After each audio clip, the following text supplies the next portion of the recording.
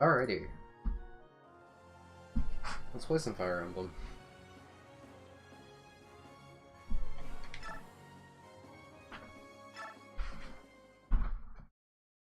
Actually, before I load, let me get more light in here.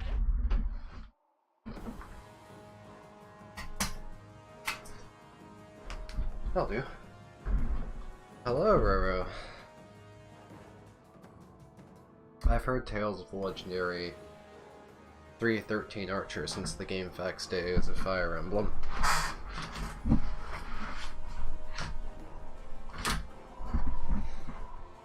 People have been memeing the legendary 313 Archer for a long time. Hello, LT. Alright, well I probably don't want to deploy characters like Fiona. Just so Fiona can suffer more, this is an indoor map, so she has 2 less movement. Just for fun. Sorry, Meg, you might get killed. I mean, I could technically use someone like Fiona as like a, to camp a ledge, potentially, but well, I just have like characters like Zeark do that. Because it looks like there's a lot of ledges that you can, use as choke points. Like, right here. There's a staircase right next to it. I think the only ledges I would potentially... What's the point of this ledge? Are they going to be reinforcements from here, do you think? Like, are we expecting reinforcements from these tiles? Well, as a joke, maybe I'll deploy Fiona, and if I see a ledge she can camp without dying, I'll do it. Like, if like, this tile becomes relevant. Oh no, maybe it will. It'd be funny. I won't dare risk Meg, of course. Meg is too important, so, Can't risk Meg. Let's get people like Edward up front, of course. Nolan, another good frontline fighter. So Nolan, Ed, Volug, Laura, you don't need to be up front, but like Zeark here, maybe Zeark will do something. Jill can be pretty aggressive and fight like a maniac. She has really excellent stats. I'm only worried about Thunder Mages, and I don't see any. It's mostly Galleon troops here. And Ike. Hi, Soren. Ike's pretty strong. We can maybe take out Ike. Maybe Jill can take out Ike. We'll try. We'll see how aggressive we can play this map and how much we can get done.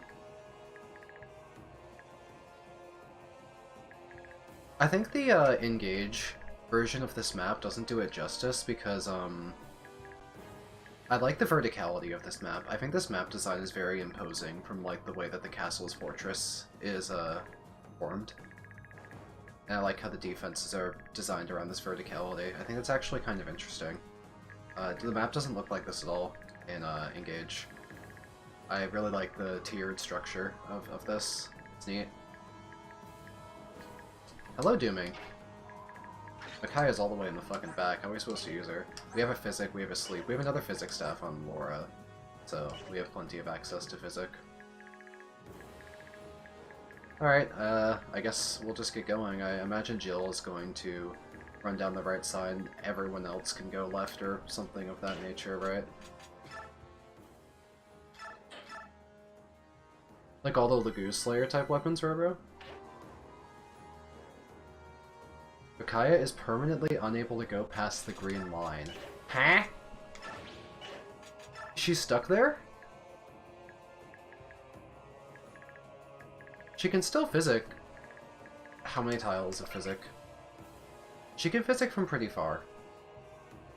We have 11 or 12 tiles of Physic based on how the game's choosing to round this.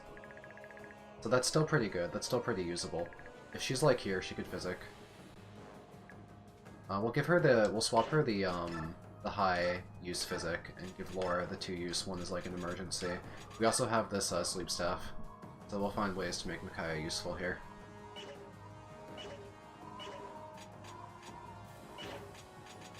Otherwise, we're going to save and we're going to deploy. She's been cordoned off. She's been exiled. She's in her little barrier. Oh, is this a purge? If it's a purge, it's really weak. They don't have very much might in this game. 5. That's even worse than I thought it would be. Well, I don't need 2 Thannies. I get a rescue staff next chapter. I don't think it's possible to obtain a rescue by this point. I saw an enemy with a rescue spamming it in the bridge, but that was an Ike's army, and that was recent. It was locked to their inventory the same way that Ragnar was locked to Ike, so I don't think you're meant to be able to obtain it. It had this lock icon. So even with a disarm, I don't think it's possible to obtain that rescue, much less get it to Micaiah's army. The rescue's pretty limited. Tellius in general has some of the most limited staff usage in like all of Fire Emblem. There's like no warps or anything. A lot of staffs are low staff rank, like the sleep. I don't know what the sleep is. I know physics are C rank, which is pretty low. What's a sleep? It's B. So that's a lot of staffs are like a rank lower than they usually are. Yeah, I know that the rescue staff is in a free final next to like a forest or something. I looked that up because I wanted it. I think it would be fun to have. Well, Turanio is a pretty bulky character, and he's tier 3, so he can likely brawl with tigers and such and take fairly minimal damage. Like, he takes like 11s. Cats can barely scratch him. He has Imbue. This is a scary tiger, must have S-Ring Strike. The Turanio can brawl pretty freely. We'll try and get Edward kills where we can. He has Paragon still. He is not very bulky, so we'll have to be quite careful. Jill can, of course, just get in there and start fighting. What's her defense? A pretty respectable 28. That's solid. Can she one-round, cats? Only 20 speed. What's down just Jill threaten with a Steel Axe? 40, that's pretty impressive. We take cats for 26, 26, well that's a kill. What about Tiger? That's less damage, that's 22, 22. We can kill Tigers if we use a forged Steel Axe then. If we use the Great Blue. Hawks don't have very high stats. I think Jill can go in there and she can just brawl with impunity. Nothing on this right side seems very strong. I think she can just go here and equip the Great Blue and go absolutely sicko mode. She has reduced movement on this chapter because it's indoors despite the snow. Yeah, imagine trying to use Fiona here, by the way. She can't climb ledges and she has reduced movement. I think Fiona is the most screwed character in this game. I've had people tell me that Liar is the worst character. And while I'm aware that any character can, like, be fixed with investment in this game, I feel like Fiona is the one that has the worst circumstances. There are characters that only have a few available chapters, but Fiona is uniquely insulting in that all of her chapters are actively hostile towards cavalry. Dawn Brigade chapters hate cavalry, specifically. Liars go for the green line. Interesting. I've heard there's a lot of staff usage on both sides in Thracia. Can't I climb down this ledge of Turanio? That'd be pretty useful. Where do I want to send Volug? I mean, Jill probably doesn't need any help, so probably can be in the center line area.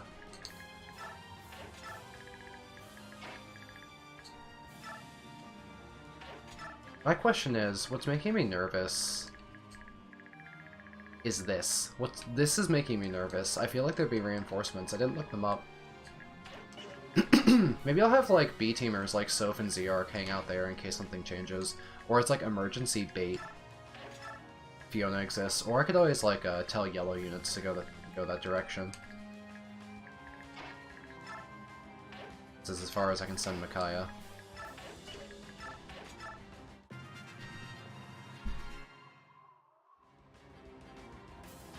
Yeah, I think I can pretty easily block middle and prevent them from climbing and force them to go around the edges.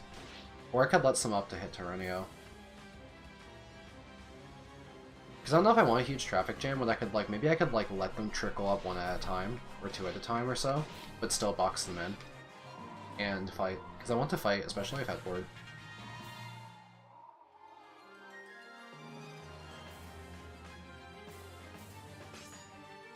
Damn, you could probably just throw shit at them from the upper tier.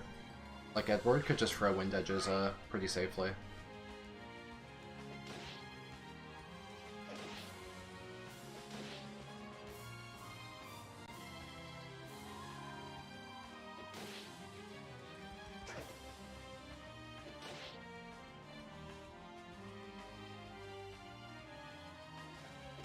Okay, finally something going for Jill. She won rounds. The Great Blue's really strong. Jill's really strong, too. Unfortunately, they're flying past Jill. This is unfortunate. Lagoos are getting loose.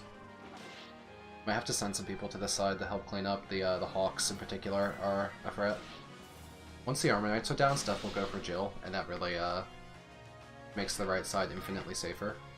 The yellow units are definitely slowing her down. It's causing a bunch of enemies to be alive, and their reliability. Jill could have killed all of those enemies.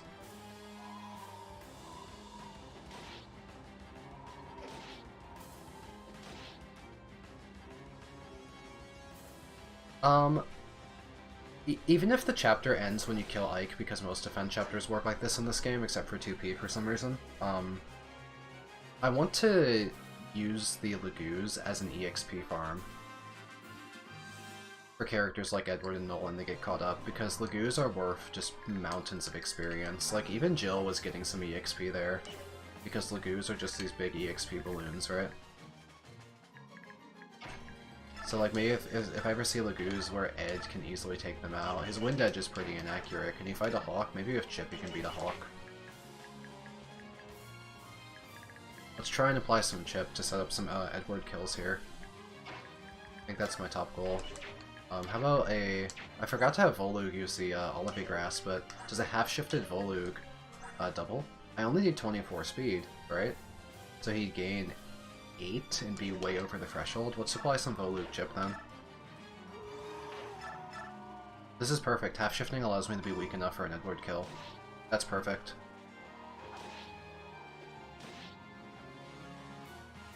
Let's feed Paragon Edward as much as we can. These should be worth a big pile of EXP. Transform Laguz plus Paragon. Yeah, look at this. That was like 60. Or 70? I kind of lost track of how much EXP that was. Let's go with 60, that sounds more correct. I can cause a traffic jam here, I guess, like Luna said. That would be an opportunity for Nolan to just, Oh, Nolan can one-shot Hawks. That's a big utility. Wait. It's a shame he can't reach that Hawk, because, Nolan's ability to one-shot Hawks should not be underrated here, I think. I can let Jill kill that Hawk in the meantime.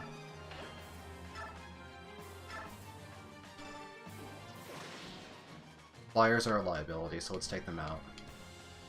But let's definitely not forget about Nolan's crossbow. I can kind of just let Jill go sicko mode, right? She didn't get a chance to heal this turn, but she has so much defense, I don't mind leaving her out there. I think that seems relatively safe. Nice, Nolan one-rounds cats with a hand axe. That's solid. That's value right there. That's value city. Good EXP too. This guy's a bit tough to one round. I could maybe grab the Tomahawk and do it. How much might does the Tomahawk have? I was hoping scrolling up would just go to the bottom of the list and scroll up. 15. So 6 more might than a hand axe. That's substantial. I'd hit a 25 then. Is that an exact one round? Can we kill this tiger? Thank you for that. Oh, we can't use it. That's a big shame. It's S rank. Okay, well... I was on to something. But we don't have the rank. Because it's not killing, I'm saving the uses of this kind of beat up hand axe. As a side note, can someone explain to me why the hand axe is so much better than the javelin? Who balance these in comparison to each other? The hand axe is more accurate and way stronger. In fact, it's funny how axes are so privileged in Teleus. I can understand the wind edge being bad because swords traditionally don't have 1 to 2 range and they didn't want to go overkill by adding it. But the fact that the ranged weapons gain accuracy and damage as they go up in like a microscopic amount of weight is kind of weird.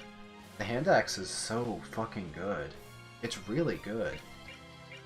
I don't know why the hand axe and the javelin are balanced like this, with the hand axe being 2 stronger and more accurate.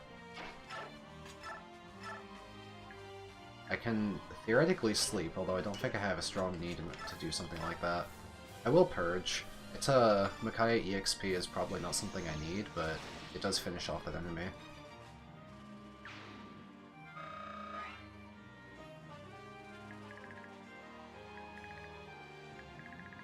See, Jill's kind of got left side on lock. Yeah, leave Soph. Thieves can hop up and down ledges really easily, so it's actually okay for him to be like that. I'll just position Seahark just vaguely. Fiona's here kind of as a joke. She can block a ledge if she's needed. Laura is probably not needed for anything. She's an emergency physic in case something gets weird, basically.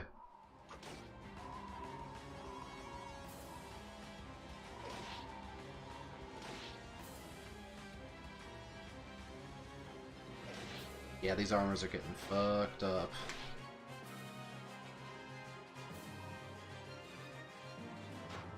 Boink.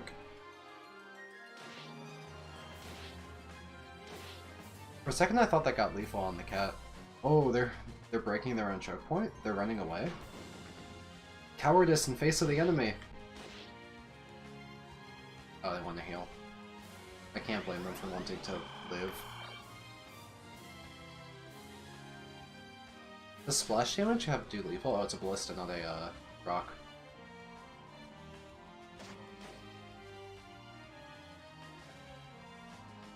Yo, yellow, oh, he didn't even get the kill. I was about to congratulate the yellow enemies on their, or the yellow allies on their success.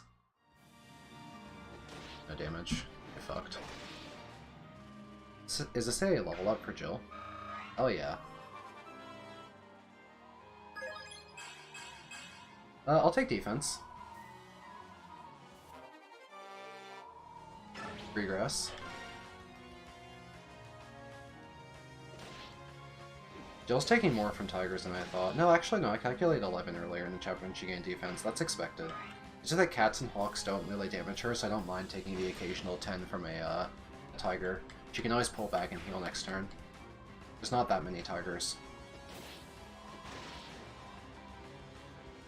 Goodbye, rocks. Because Jill looks like she's in danger, but this is like, not only did she dodge, it would have been okay if that hit. We're kind of running out of tigers here. Hey, question. Why does stun stun? I understand that, like, it's cool to have a status effect, but I think the only time an enemy can ever survive a stun is in, like, 2 prologue, because Alencia brings a slim sword with 2 might. Stun actually mattered there. I actually stunned an enemy, because I aggroed the entire map on, like, turn 2 or something by accident. Turns out every enemy charges if you, aggro the boss. But once you have, like, stunning wyverns, nothing's surviving that hit.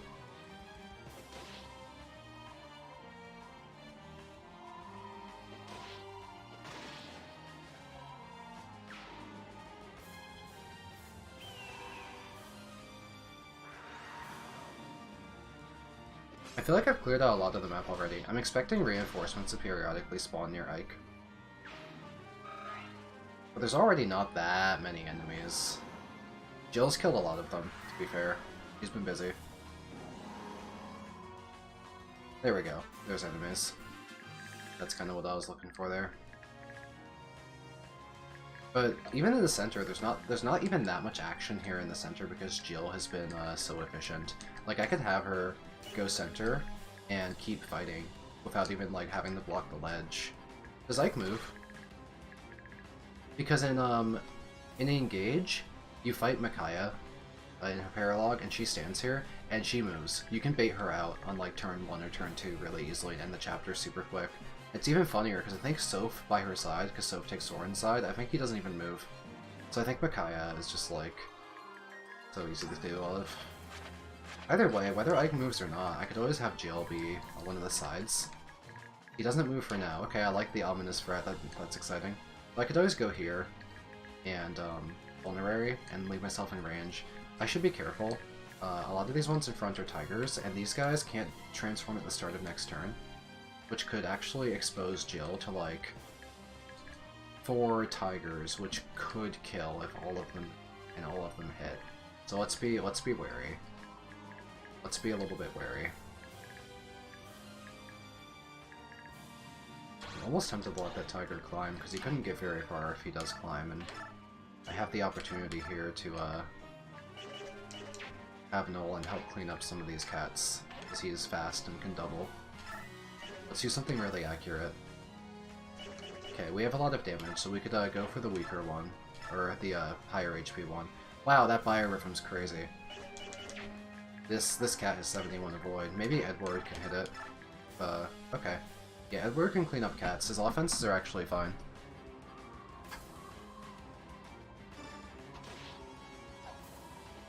Paragon kill. Level up for Edward.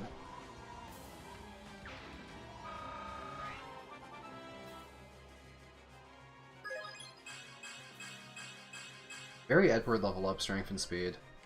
He got a lot of... That was actually a valuable level because he also gained like stuff like skill and luck.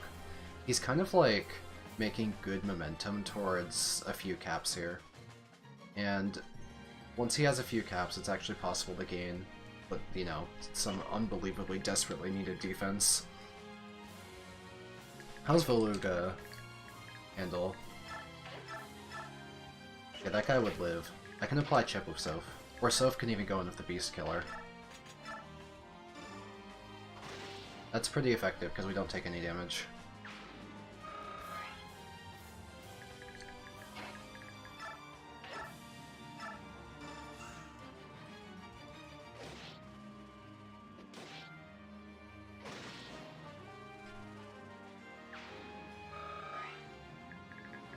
Now, can I use Physic on Edward from here? Akaya has pretty good staff range.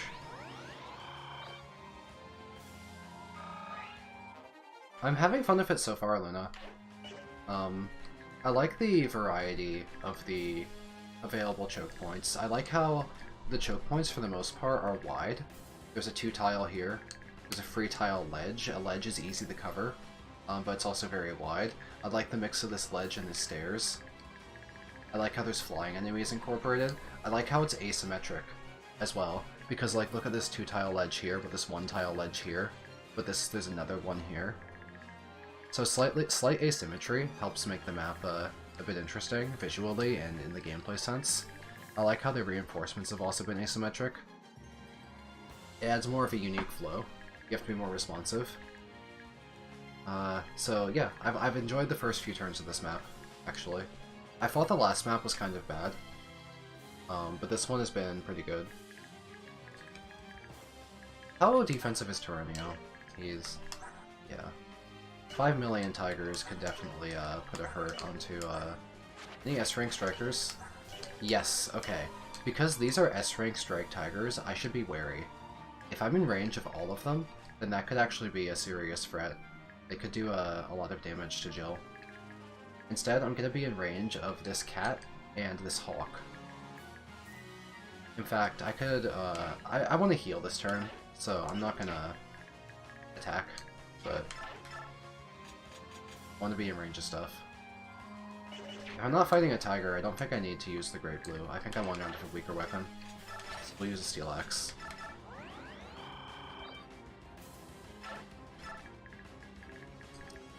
This guy can get up further than I thought. I guess tigers are barely impeded by climbing ledges. But we have units available. Olug can go there, and we could even like D-shift as we hold the choke, and like build up to like a regular shift.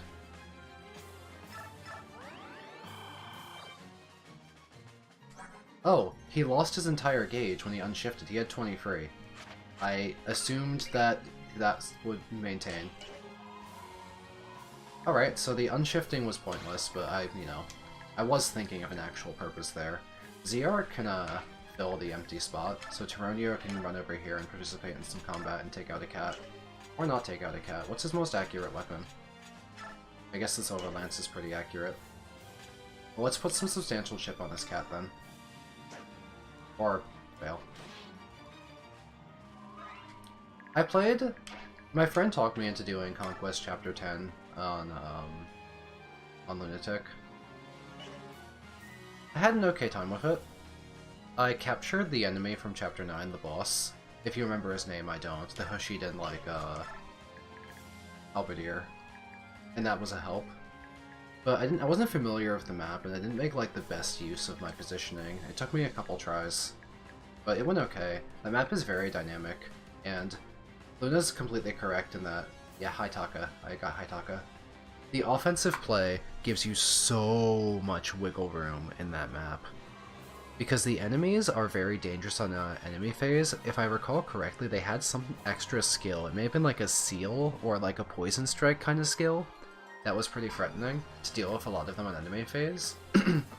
And with how many enemies like spawn in and how like the map opens up over time with the reinforcements and like the harbor being drained, if you play aggressively and kill as many as you can, you're really rewarded in terms of your flexibility to maybe if you have to retreat later on, you have so much wiggle room.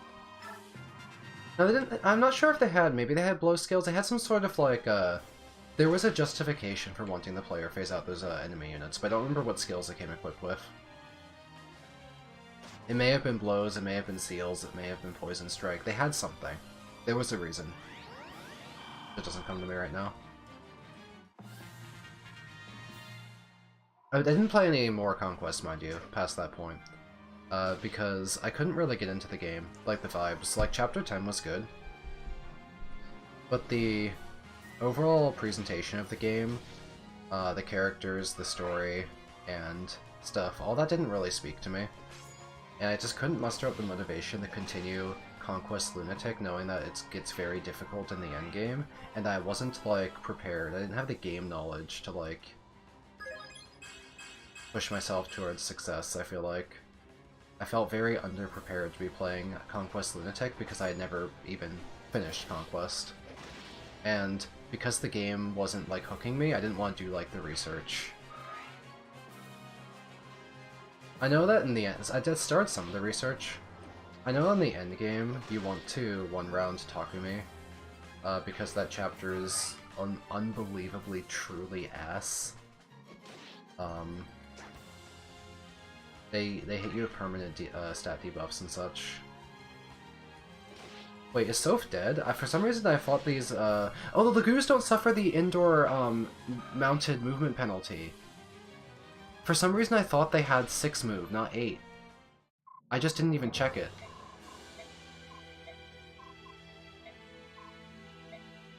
Because characters like Jill and Fiona has less movement, for some reason I just assumed the cats couldn't run from the bottom to the top of the staircase. No, that was a really mindless thing. Almost all of my movements in the chapter were like super methodical. I was checking my damage and like checking how to use Jill safely. And then I just like moved Soph just to chip something just because it was convenient. And I didn't realize how much fret he was in. Because something from here can go 1, 2, 3, 4, 1, 2, 3, 4, and like hit where he was.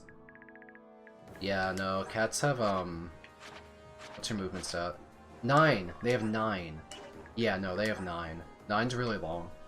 I was not prepared for 9. I was mentally prepared for like 7.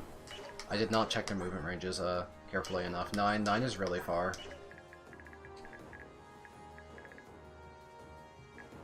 Okay, well, how about let's go down there and do the same stuff. I also kind of forgot just how shit Soph is. I'm so used to units with, like, overwhelmingly defensive stats. That's on me. That's completely on me. That's a shame. This, it takes a really long time for enemy phase to play out. I don't know if I have an emulator speed up or anything. Because the enemy turns take a really long time to play. Let's try and speed through it. But like in a reasonable way. Because I know I remember a lot of my actions and can easily recreate them. I'm tempted to move Jill in front of one of these guys this time to reduce the amount of Lagoos that attack the yellow units and make Jill get more of the action. I think there's too many game over deaths in this game. I think they should allow Soph to retreat. You should be allowed to use to lose him, and he should just get wounded for the rest of the game. I think that would be fine. I wouldn't mind. That would be okay. I think they should just allow me to take the loss there. I can handle myself. Like.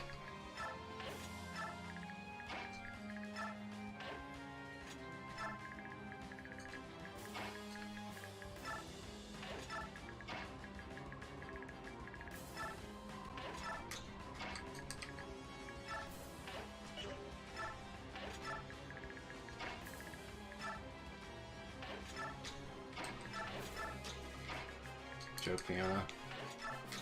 Yeah, stuff like Tyrannia. This game has too many game over conditions, in my opinion. I think there's too many. I don't think like random shit like Tyrannia should be a game over condition.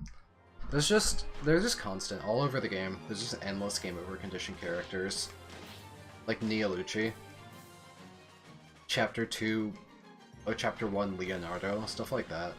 They should allow me to have more flexibility in fucking up. Volug's a game over condition for the entirety of part 1, and I still don't know why.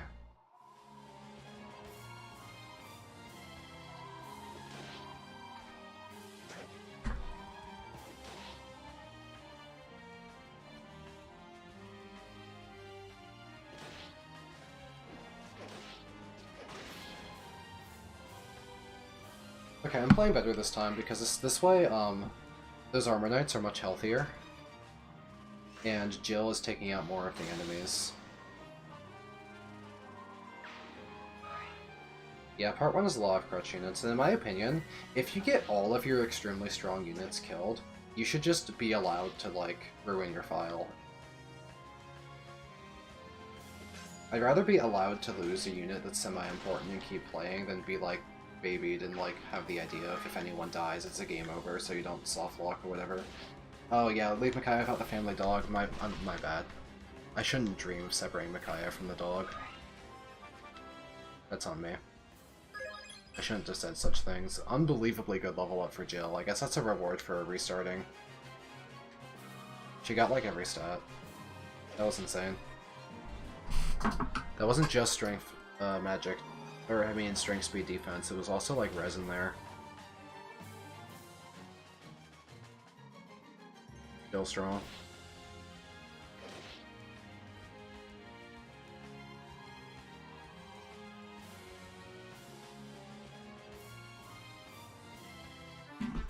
Okay. I'm tempted to be really aggressive with Jill and have a different character camp middle so that Nolan can kill this with the crossbow. Holy shit, that's damage. Boink.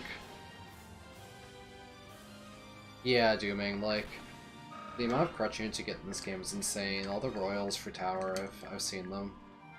Seen the pictures.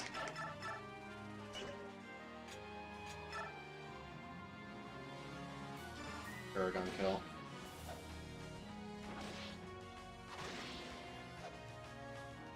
Oh, I know male and female different caps is a standard among Fire Emblem games. I noticed that very early on for Jill because her speed cap in her last class was 25 and Hara is like 23.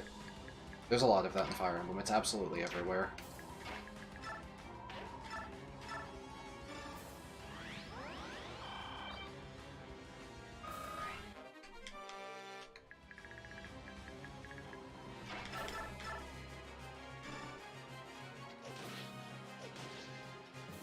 He'll leave Soap as one of these middle ledge guards, because he can always throw knives down the ledge.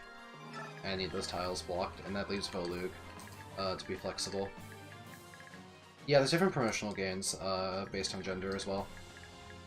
I'm gonna try and restrict one of these tiles where it's possible to strike Edward from in case some of these cats break through.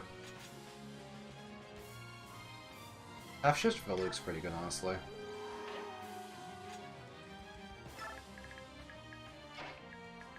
But yeah, I just don't want, like, Edward to catch strays. He has, like 10 defense. Even Zehark's tankier. Zehark has 4 more defense, right?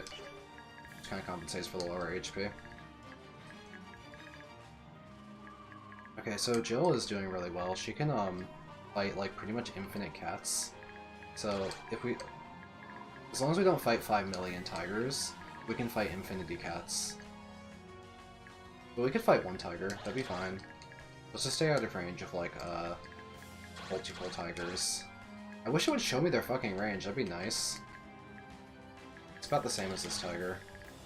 I don't know if all these guys move. Well, they're not ready to transform, so I can be in their range, actually. It's fine, I can be in their range.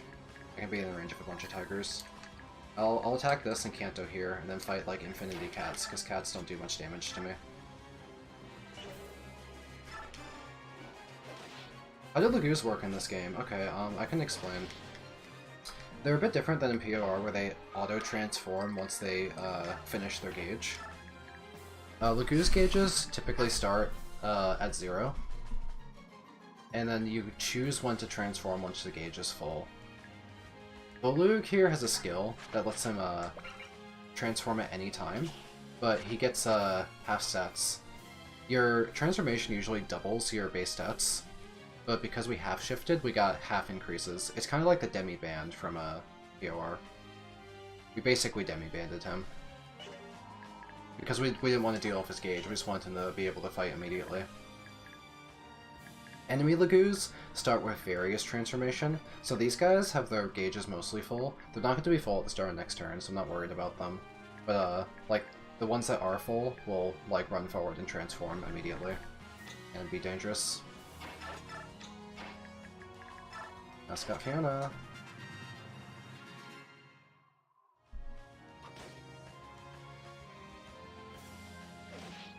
This guy's getting cooked on the counterattack. Yo, I'm surprised he lived.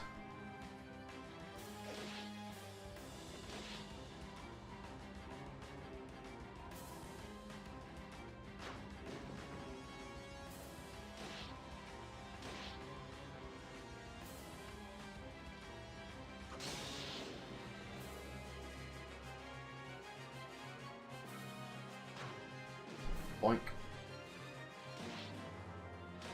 Oh, 2 damage on the tiger, how valuable. But don't overwork yourself. These Armor Knights on the right side haven't collapsed, they're still pretty healthy at this point.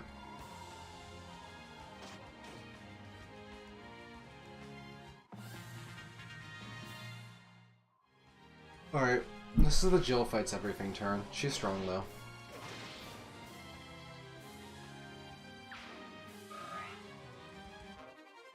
Is that SS rank X?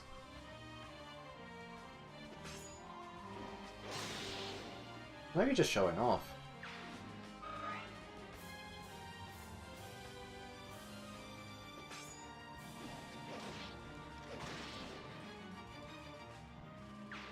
Yeah, Jill's kind of a monster. Thank you for the grass, it's going right into Convoy.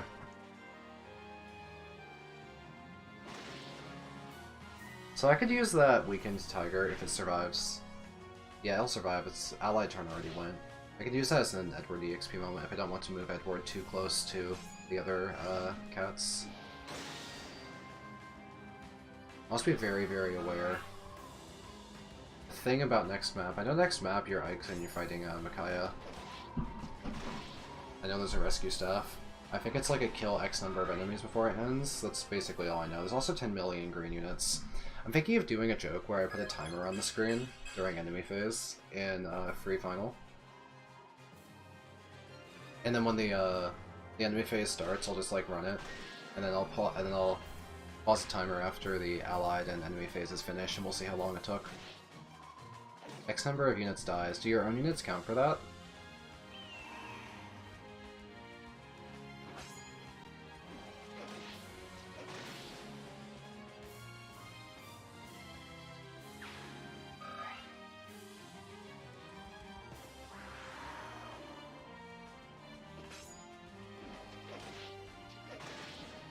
That's really funny, that your own units count.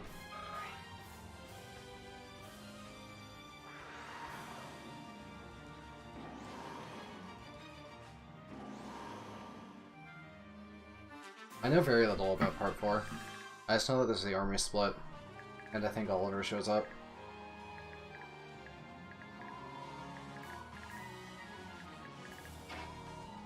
Okay, Nolan can make it there to finish off that cat, so we can do something useful with him. So we can move Soph away and have Soph take out a dangerous, like a high HP cat with the Beast Killer, if he hits.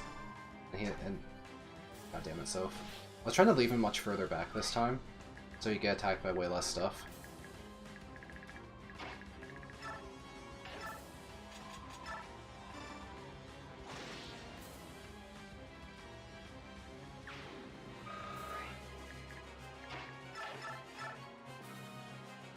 These Biorhythm cats are really hard to hit. They'll look cleaned up at least. I'm really worried about Edward here, because Edward dies to 2 tigers. Be very wary of the reinforcements. They can move very far.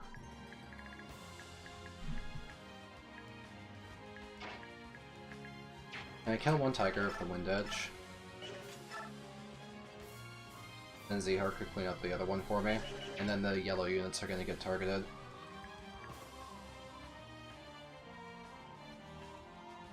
I don't know everything about this game. I know some things. So I've never played past... I played to Free 8 when I was a kid, but then I learned a lot of stuff about the game just by, like, existing and knowing stuff about Fire Emblem. So there's a lot of stuff I did know, a lot of stuff I didn't know. Well, I don't mind people telling me things. I can put Zerk in the range of one Tiger. That's fine. Let's just hope Edward doesn't miss both Tempest Blades.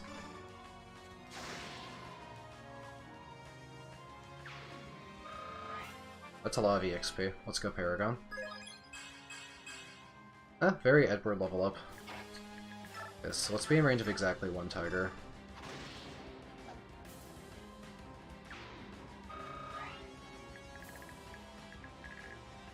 Romeo can choke center for me. I'm almost tempted to let the Tiger up.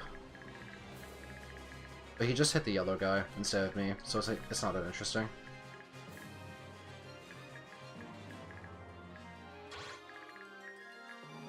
Just gonna stay where I am and see if those Tigers transform next turn and run at me. Full HP, I'll be fine. Even if they have S-Strike, they only hit like 10.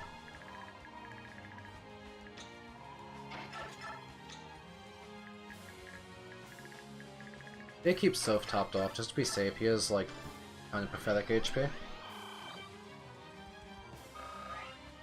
Caution doesn't hurt. He's a game over def unit. Fiona's here is a joke. She can maybe choke a ledge.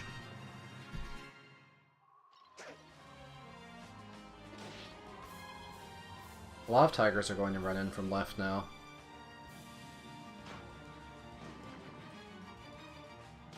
But I can always retreat to the right and create one-tile chokes for them.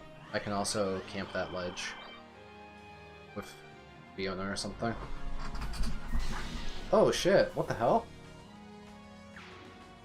What's with that crit? Yeah, that's an S-rank strike Tiger.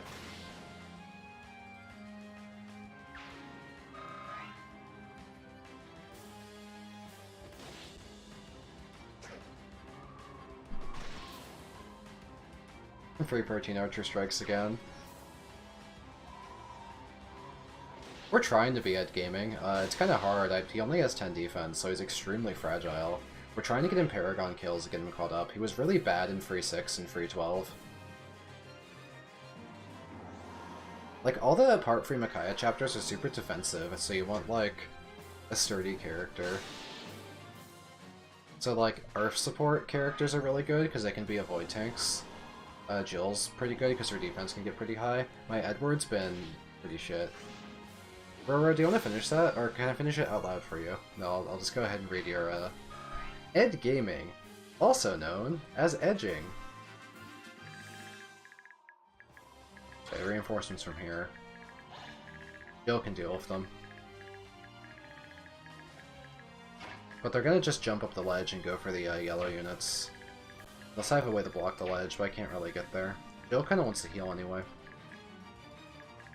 So maybe she'll fight. Oh, these Tigers never moved. I wonder if these are stationary like Ike Guardians, or they start moving on a certain turn. Yeah, a lot of guys here. This is kind of a threat. We've really kind of cleared out a lot of the middle. We don't need to guard the middle ledge right now.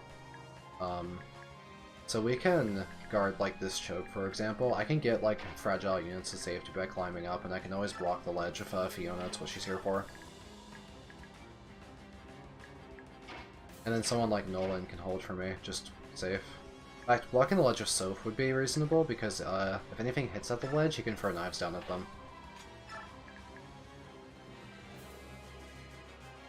Liar Gaming, also known as Lying. True!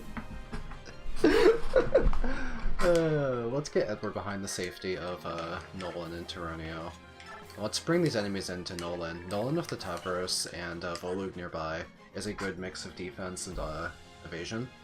20 free defense is pretty decent. The Tiger is still hit for like 2 digits, but we have a pretty decent bulk of HP.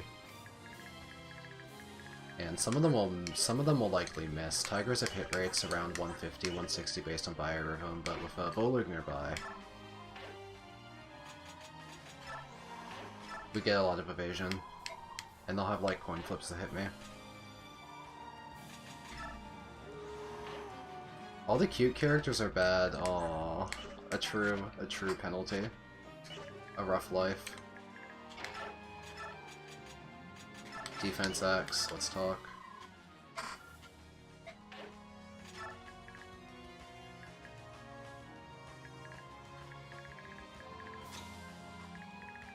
Probably can't physic Jill or anything. She's probably really far away. Nah. Nah, I can't do shit. I think Titania is absolutely gorgeous and I love her design, but I don't know if she fits into the traditional style of what I would think of as calling cute. Let's get Jill over to help with the right side reinforcements.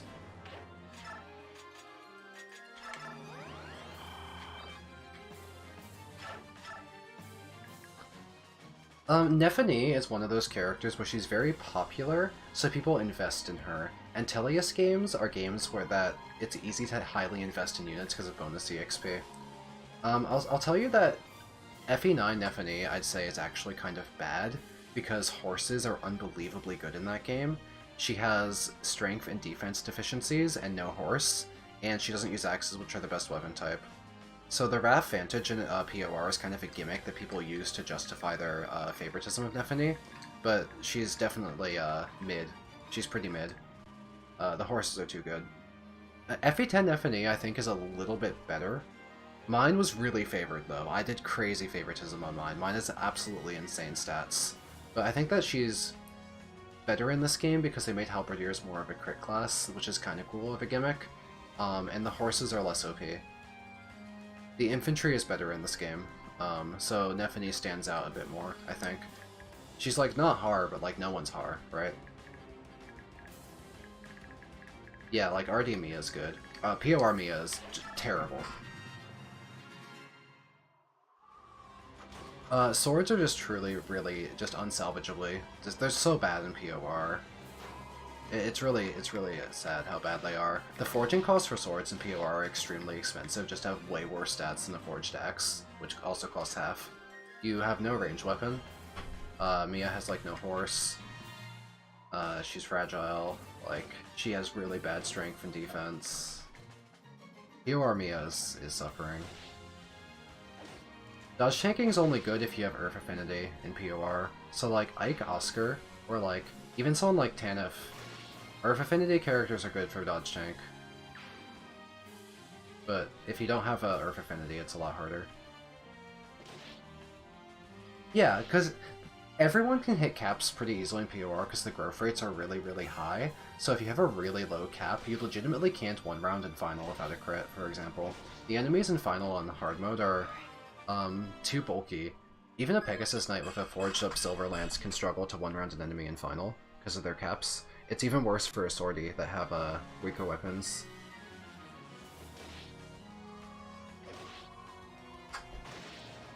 Yeah, Tanif is really good in POR.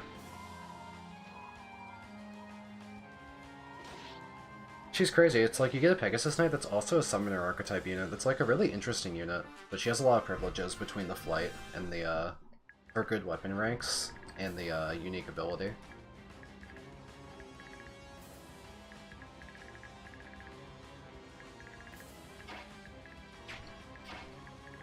Kind of a traffic jam. I can't go over and help very easily.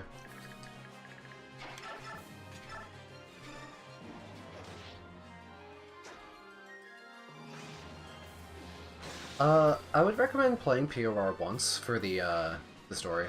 I think the character writing it's excellent. I think POR is the best written game in the series. The gameplay is just okay. Wow, Jill's level ups have been next level. Sheesh. I mean, she's just trying to get everything maxed out. That's right. Look at her. Nothing's low. This is... Ow. Yeah, POR, the visuals are bad, and the gameplay is kind of meh.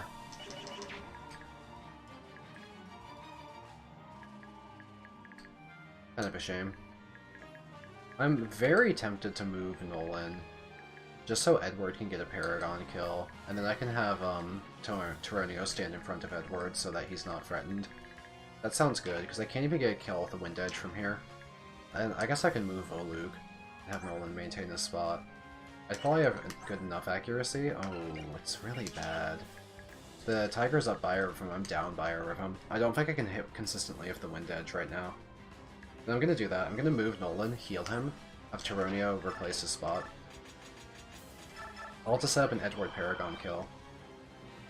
I don't want to move Volug and use the Wind Edge because it would be really inaccurate. It would be like 59, and I don't want to miss the kill.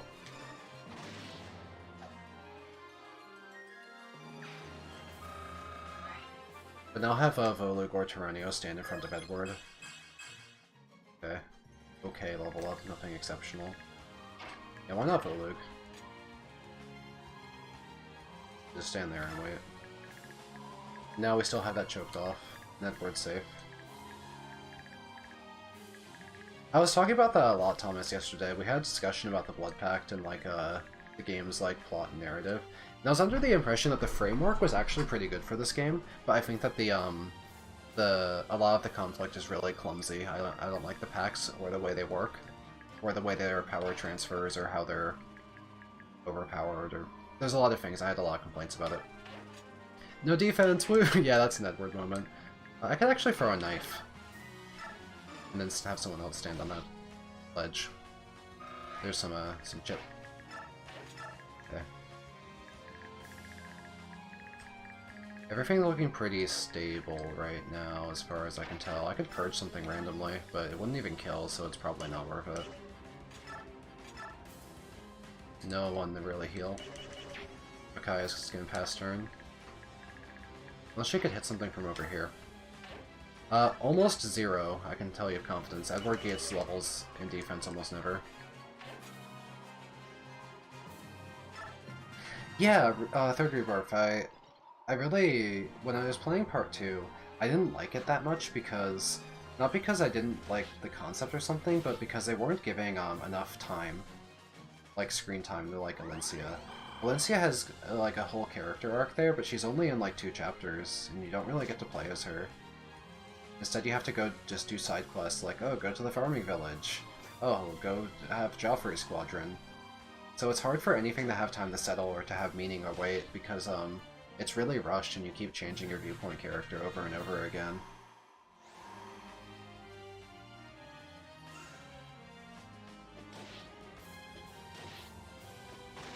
But I like Alencia as a character, and I think giving her a character arc where she gets to like gain this like sort of conviction and her own sense of morality and like learn to stand up for herself and like, you know, like be this idealized version of a leader she wants to be.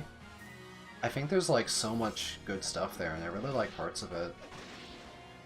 Especially because Alencia doesn't get much of a spotlight in POR at all. She's barely in POR, even though she shows up so early. She's not much of like...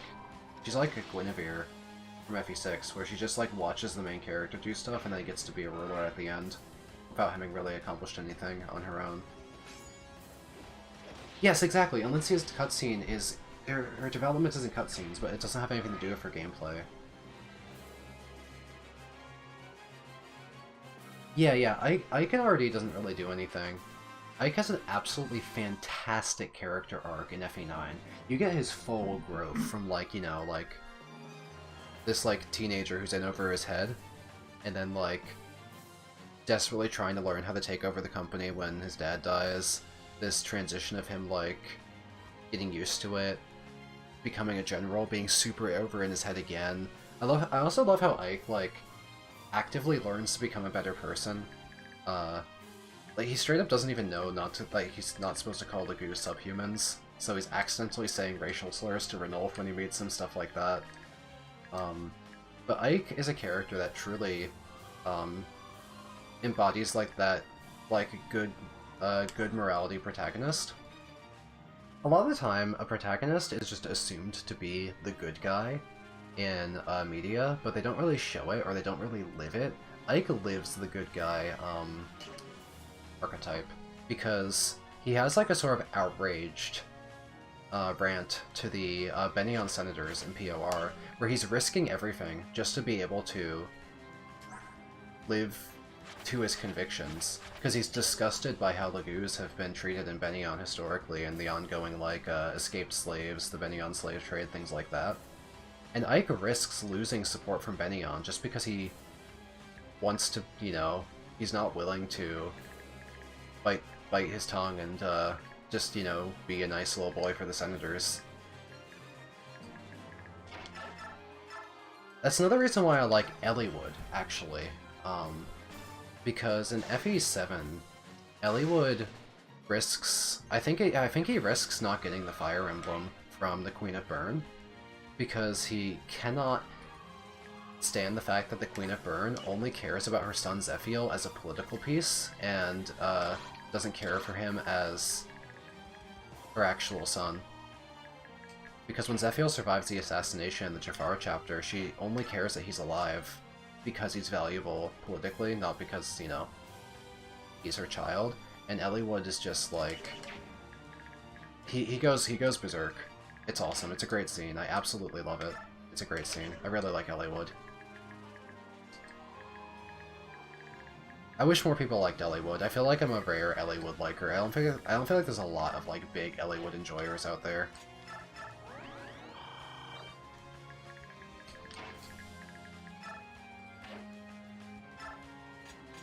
Yeah, because you can play the first arc of Radiant Dawn without really knowing anything about FE9, and then at some point they're just like, oh yeah, we're a POR sequel, and it just does full like, and you're just assumed to know all these fucking real mercenaries.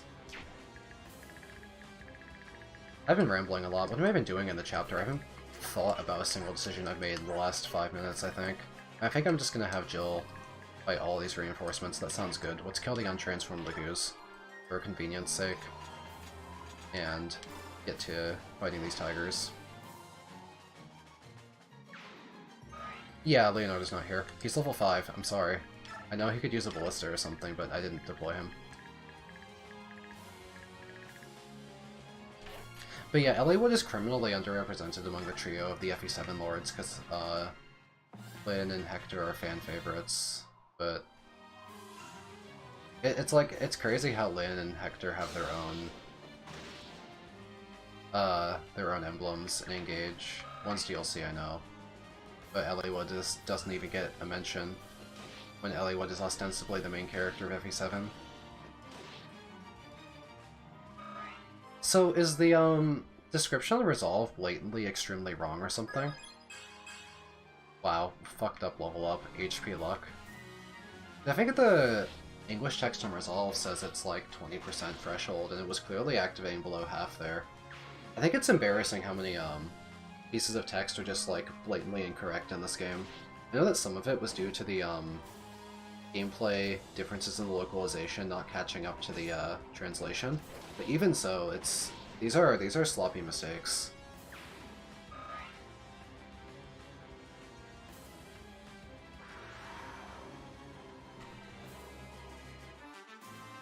Let me check Resolve again.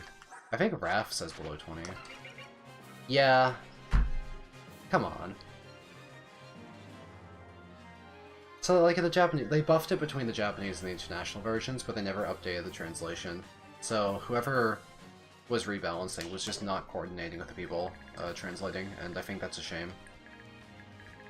I think they could have done better. Now they get Edward some action while also not getting him killed by tigers. Maybe he can use the Wind Edge and someone can stand in front of him. Taronio can't, but Nolan could. Nolan is probably pretty sturdy. Yeah, these aren't S-rank strike tigers or anything. Nolan can definitely handle a couple of them. This also covers this ledge. I just need to hit with the Wind Edge if I want to get EXP here. Otherwise it goes to Nolan. Edward? Thank you. Go Paragon, you're supposed to get the kills.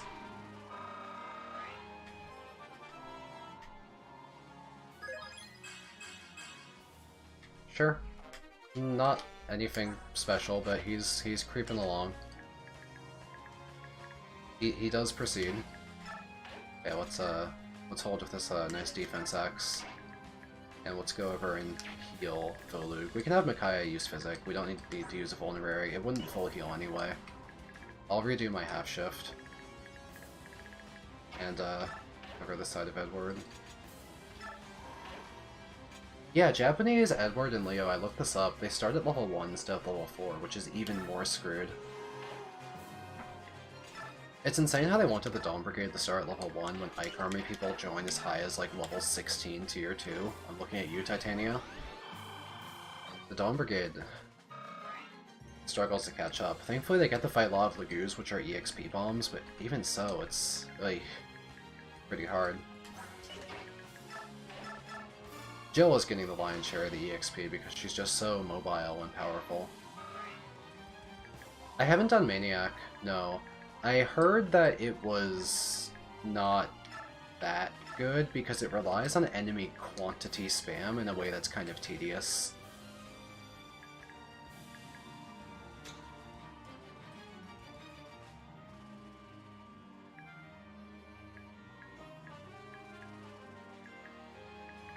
Yeah, I don't like 312. And free 6 is kind of like a slow stand and choke point map too.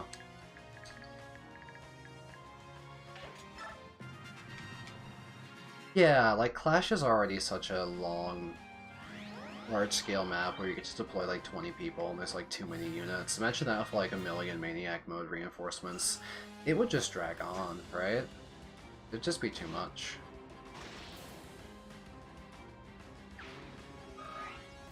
I think it would get very tiring.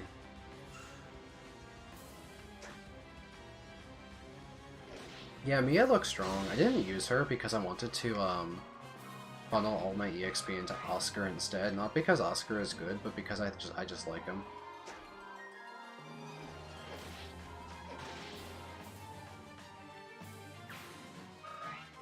Jill has gotten so many level ups. Lagoos are worth so much. It's crazy how many levels she's getting as a tier for unit. She's so blessed! How above average is my Jill? Like, I know we did bonus EXP abuse to give her, like, caps, but even so, she keeps gaining everything every time she levels up. How completely overwhelmingly busted is this character? My Jill must be so lucky. That's insane. She's so strong. This is unbelievable. She's making Har look weak now.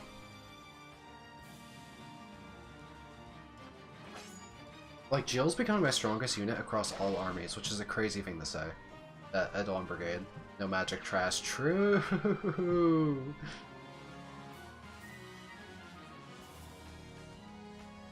Ah, I figured. Before I ever deployed in this map, I looked at this before turn 1 and I thought there's going to be reinforcements there. I can smell it. I just know.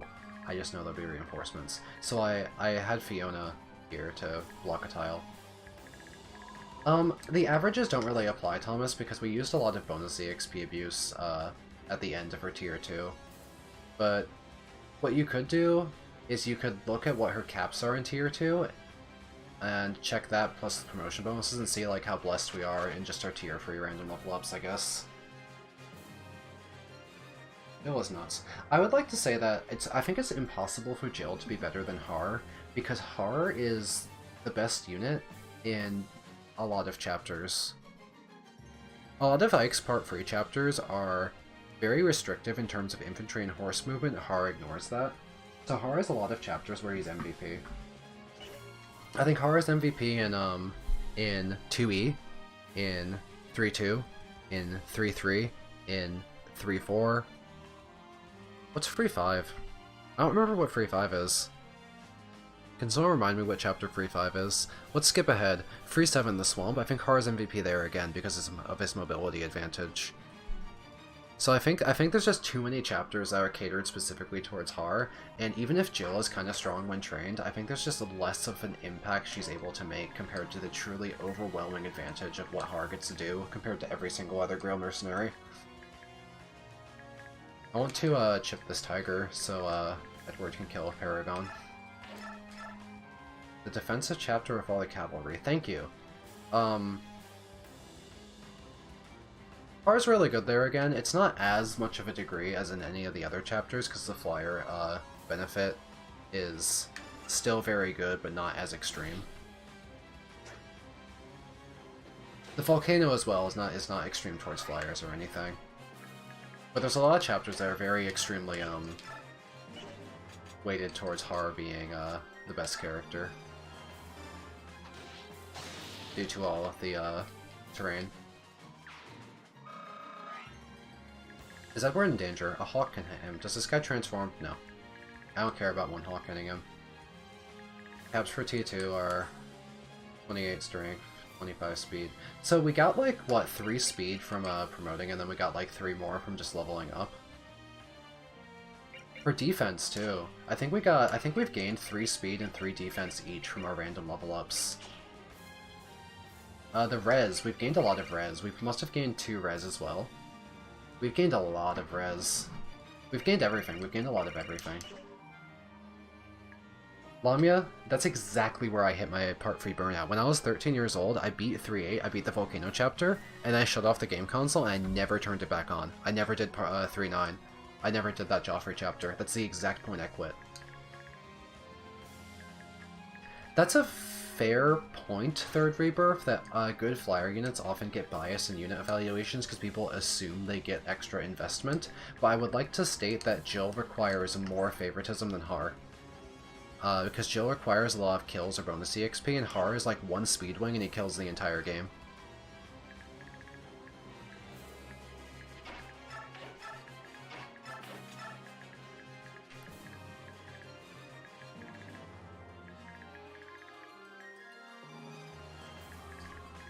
Is everything chill? Everything seems kind of chill now. Let's be wary of Ike's range, I guess. But let's see if the tigers around Ike will start moving at me anytime soon.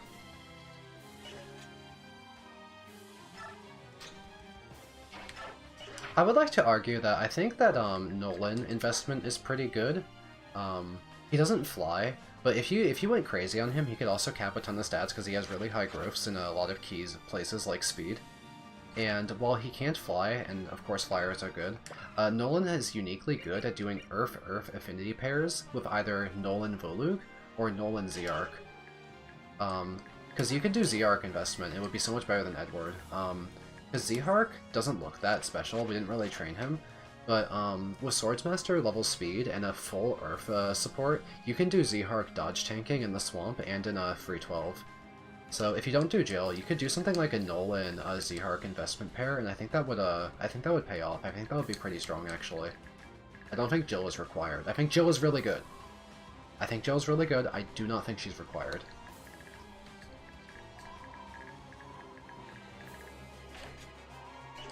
What am I doing with Nolan? I guess I'm just hanging out because I kind of want this guy to go for Edward actually. I want Edward to get some EXP. Nolan could theoretically go up to get some EXP over there. I don't really care anymore. Jesus Christ!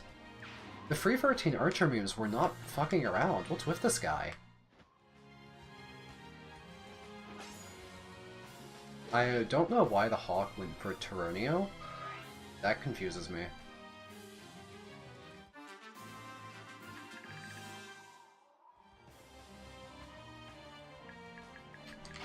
Waiting for a Meg run. True.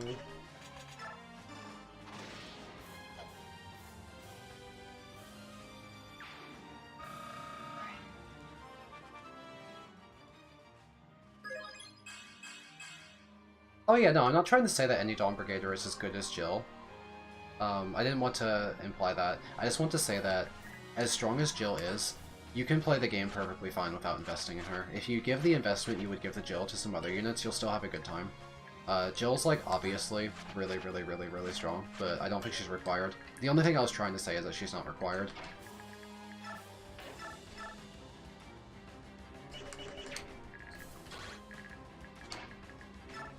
I'm actually gonna use this poleaxe.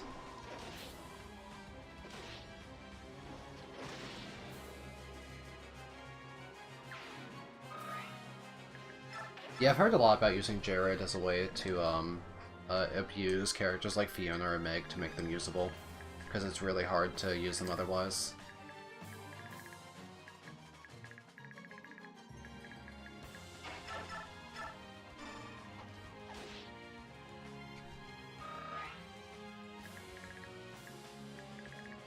If I could send Micaiah down there, she could, you know, chip with light tomes, but yeah.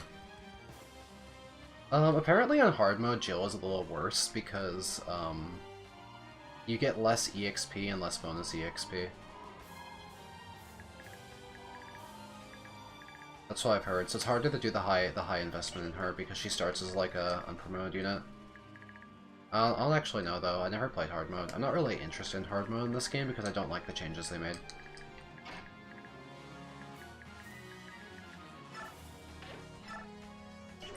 I think the changes sound clumsy to stuff like, I think removing quality of life features like enemy ranges is not the kind of difficulty I want to play. It doesn't sound enjoyable to me. Weapon triangle I could live without, but I really don't like the other changes.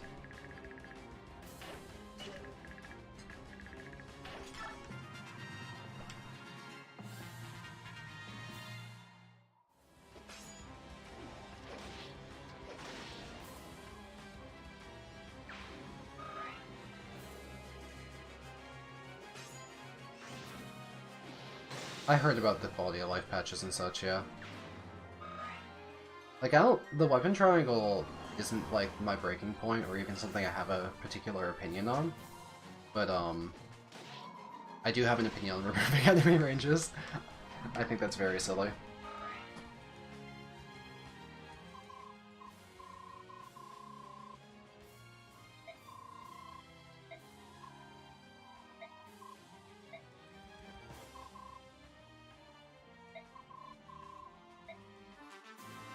Can you kill Raphael? Oh, he's not on the map. Oh, they're not making me fight Nyla.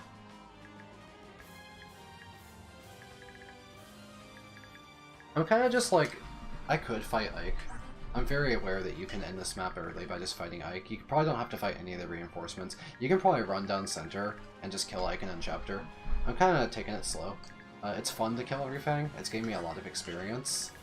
And it's given me a chance to get some Edward gaming going on.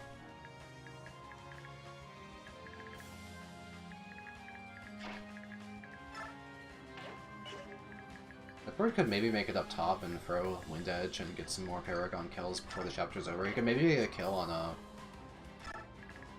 turn 11. That'd be something. Don't kill it. In fact, I could get him a kill on both turn 11 and turn 12 because I could chip the other one with Purge. And get this weakened a bit as well. That +1 Soph Knife. We can have Edward kill for the next 2 turns. Get some Paragon.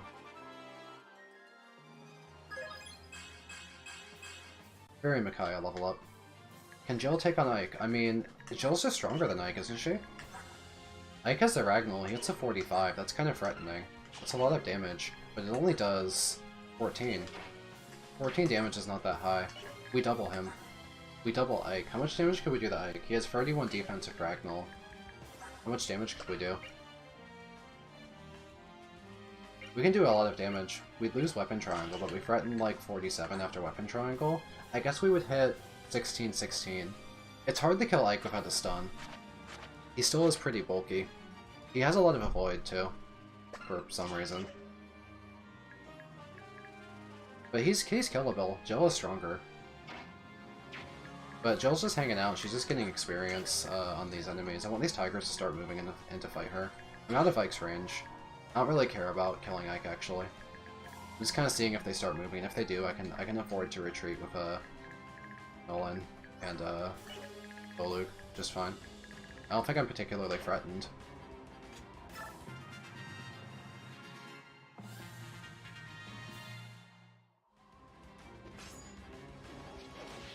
Yeah, Jill and Har can use lances. I usually don't bother, because the axes are accurate enough anyway.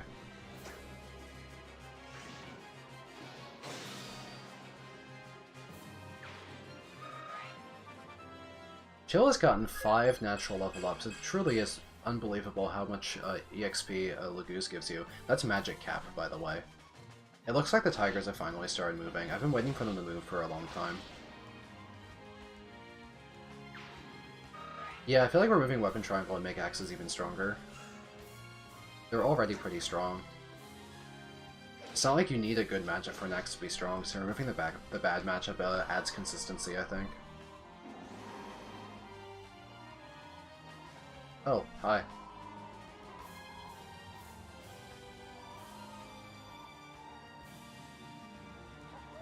Oi, oi, oi, oi, oi, oi, oi, oi. Oh. What do you... Hi.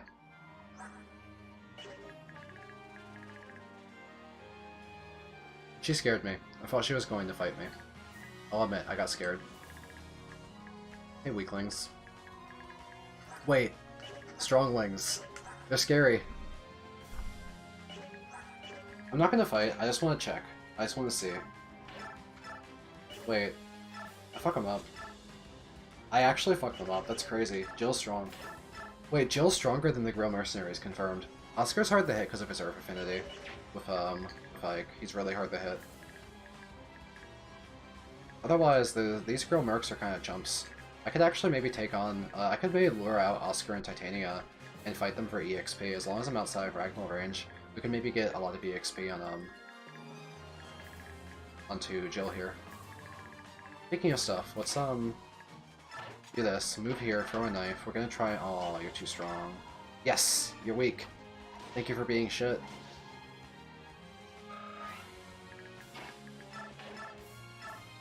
Oh, I'm expecting Ike to move, don't worry. I've already predicted that. They're very obvious about it.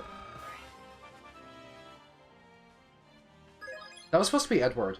I had Zehark do that. I mindlessly just moved to Swordsmaster and attacked when that was supposed to be an Edward kill with Paragon. That's really funny. I wasn't even thinking. I was like, oh, have the Swordy kill the cat. Rip. Rip one more Edward level. Oh, he's so hard to train. Anyway, if we stay out of Ike range, I can probably afford to... Even if they use strong weapons, my defense is so high. Valkyrie Axe hurts. These guys can't meaningfully hurt me.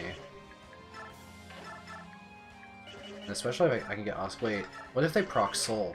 What if she used Soul? Soul would kill me, right? I think I would die to Soul. It's super dangerous to fight them. No, I can't afford to fight her. I don't have Nihil. I have to run. I'm going to run.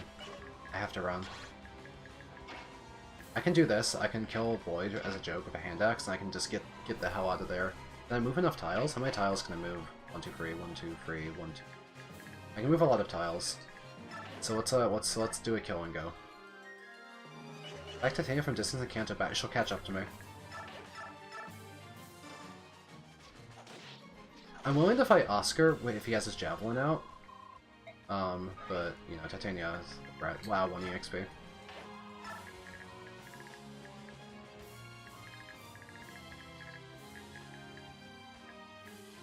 Let's get these guys out.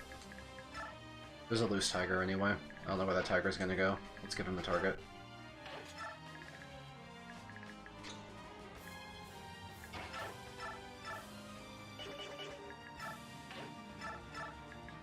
I could theoretically hit it, but I don't really need to. I get to heal Jill, in case I want to do a joke attack with her next turn, like have her fight Oscar or something. Because I can maybe, like, Kanto and then retreat, like, up the staircase. That's a possibility.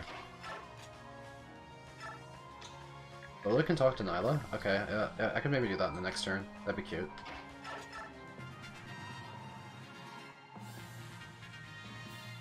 Oh, Mist is going to try and fight Jill by herself. That's so funny. My god, you two are so outclassed. I had missed Jill Ace support in a POR. I think it's really nice. It's a really cute support.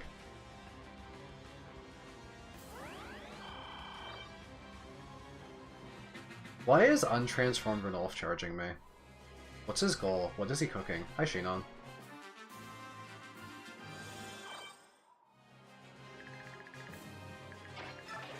That's really funny, Lamia.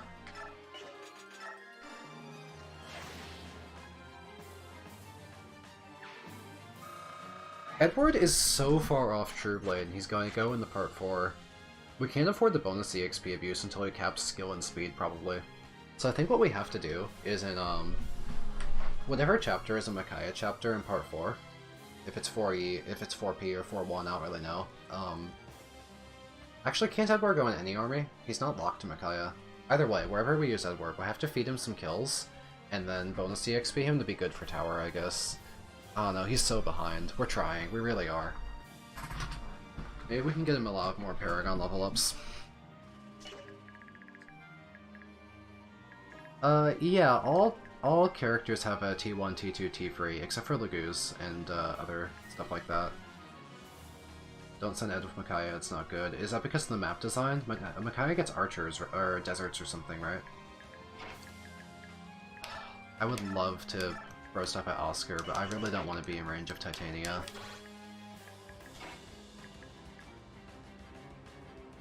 I can't...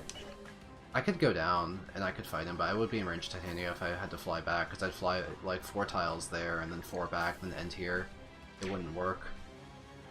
I'll have plenty of bonus EXP, I just want to have Edward hit his skill and speed caps before I start the bonus EXP abuse, if that makes sense.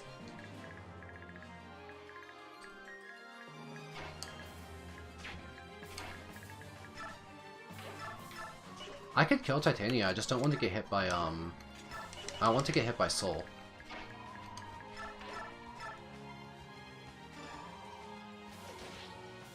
You know, using a Master Crown, Tyronio gave him more stats, but he didn't really do much, he didn't need it. I feel like Tyronio would have been fine with or without the Master Crown.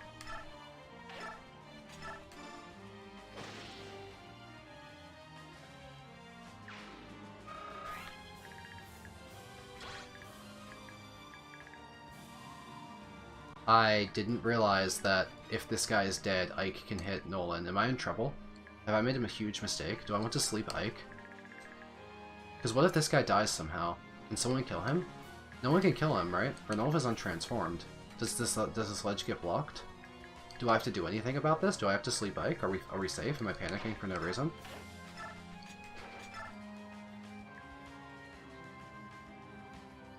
It'd be easy to hit him. That's for sure. I think it's disrespectful and funny to use this, so even though it's not needed, I just like making fun of his low risk die here. Bedtime, bitch. But yeah, I could slaughter Titania with the Great Blue, but if she procs Soul, that'd be bad. So I don't want to do it. She has a high Bio Rhythm too, so her Soul rate would be pretty high here, right? Now Jill can kill Ike. Does that end the chapter? I can't kill him, he's too strong. I'm just short. I would need a stun proc. If I had chosen to purge Ike, probably could have done it, right? Can Volud get there? No one can get there. I don't think I can kill Ike. I'm not going to try. It's okay. I've gotten plenty of experience this chapter, I don't really need anything else. I'll just play safe on the last turn.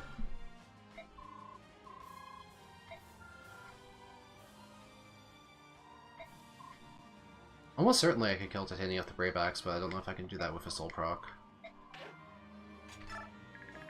Soul would be really bad.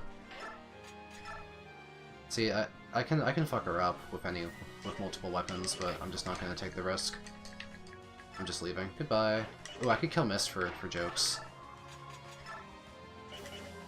I can't attack Mist. They won't attack! They're buddies! Oh, that's so cute.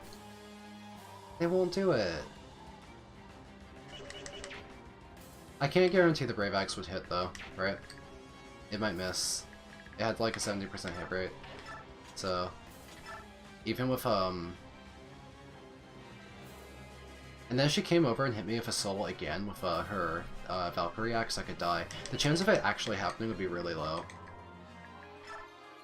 But since it's possible to die, I'm just not taking the risk.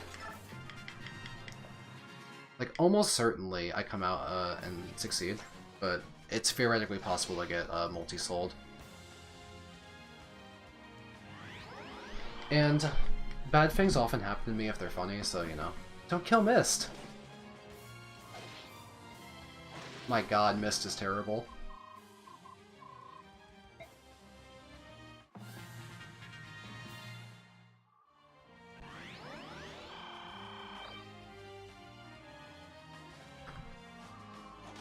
Do it for content? I should have done it for content.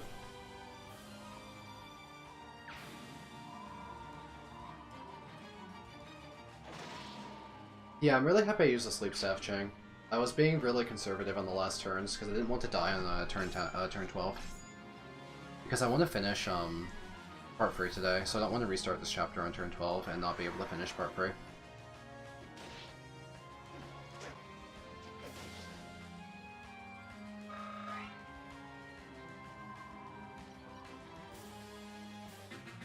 GG.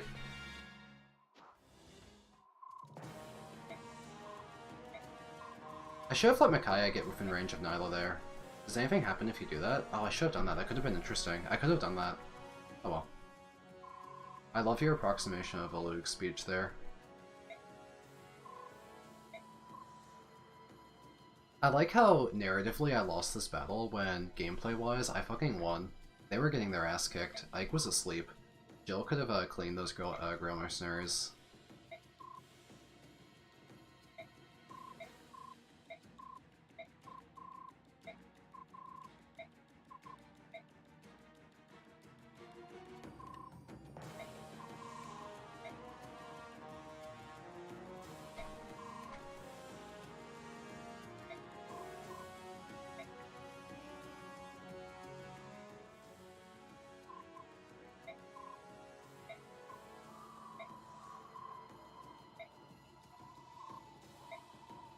Huh?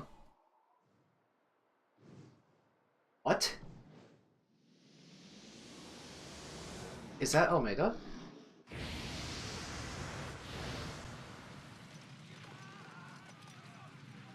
Who else could be a Black Dragon? Kurfnaga? The only Black Dragons I know of are Kurfnaga, Almeida, and Vigencia, right?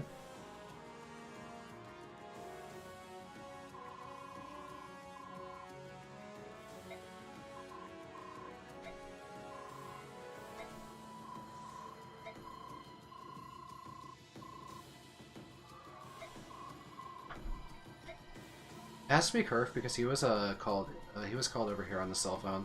How he got here from Goldoa, I don't know, because he got his cell phone call like a few days ago.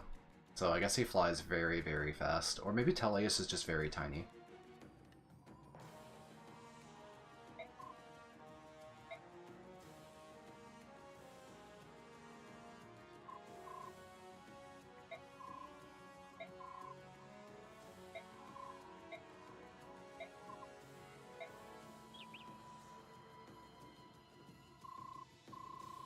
Warp Staff? Yeah, just use Rewarp.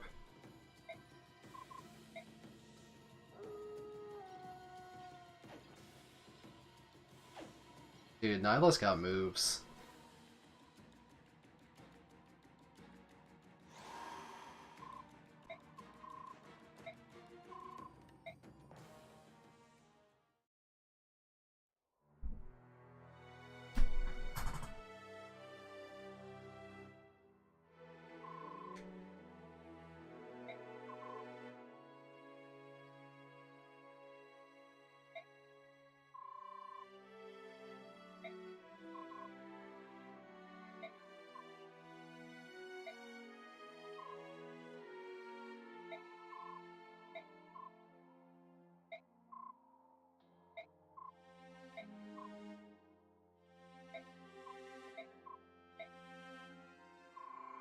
Oh no, the fire emblem. That's crazy. It's an emblem on fire.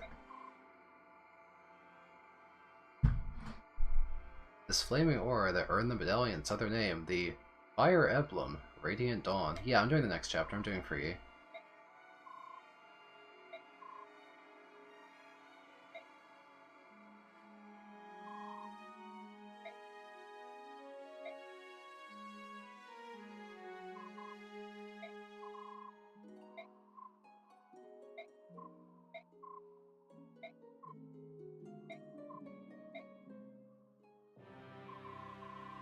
Bastion's just not in this game, huh? Like, he's kind of theoretically in this game, but his ass does not show up. I think it's funny that all the late-game Crimean Squadron, Lucia, Joffrey, and Bastion have really fucked up availability in this game, just like in the first one, when they could have fixed that, and they chose not to on purpose. They made them have, like, 2 to 4 chapters each.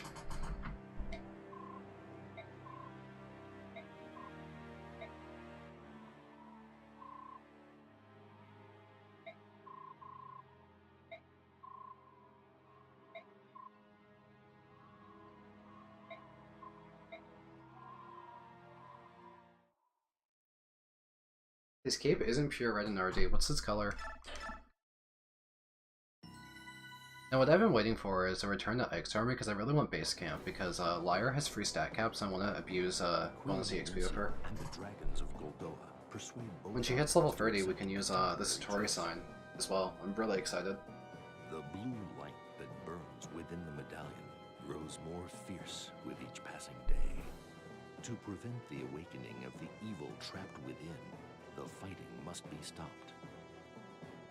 However, the Apostle and her army refused to abandon Sephiron's forces in Benyon. Though they hoped that Dayan would cease fighting, they knew battle was inevitable. The bloodshed begins anew. Can I just say that while I understand that Dayan is contractually obligated to fight, or the Blood Pact nukes their entire country, Ike is being a little silly here in that he knows the Fire Emblem will release the Dark God. He doesn't need to fight Dayan. Micaiah doesn't have the resources to chase him down if he just leaves. Like, they could just walk out and wait for the Fire Emblem to die down. They could just rebuild their strength in Crimea for a little bit, and with the Laguz, and, like, see if Sephiran's force rallies any support, and just maybe, like, put, like, a few months pause on the war and see if the Fire Emblem stops glowing. It really kind of is on Ike here that he just literally will not stop fighting. Yes, it's Dayan's fault for the fact that, like, they won't stop fighting and that, like, the negotiation's not working. But because they don't know why Dayan won't stop, they have the option to, like, you know, not blow up the Fire Emblem. I like how Nyla is insulted by the Blood Pact too. She's like, a fucking piece of paper? Really?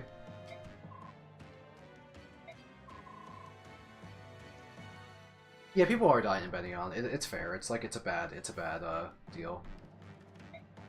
I just feel like releasing the Dark God to level the continent is slightly worse.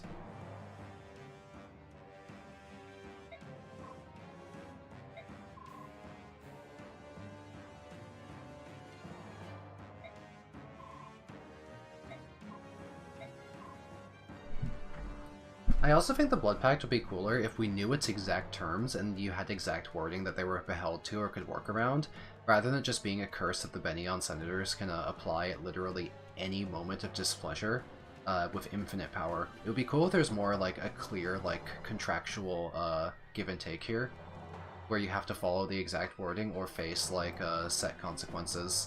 I think the fact that it has infinite power and infinite reach on how they want to interpret it, I think that's too much.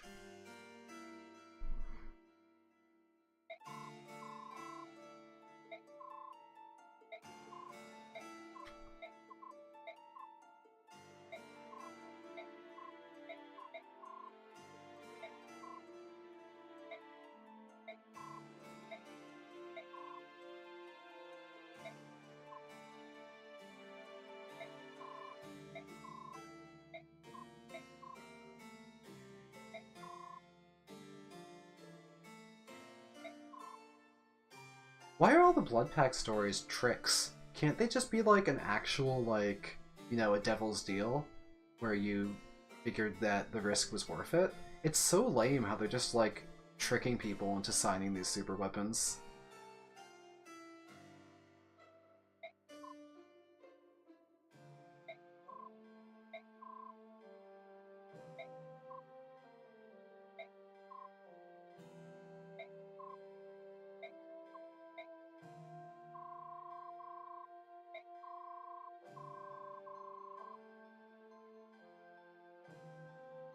I also think the binding of the Blood Pact,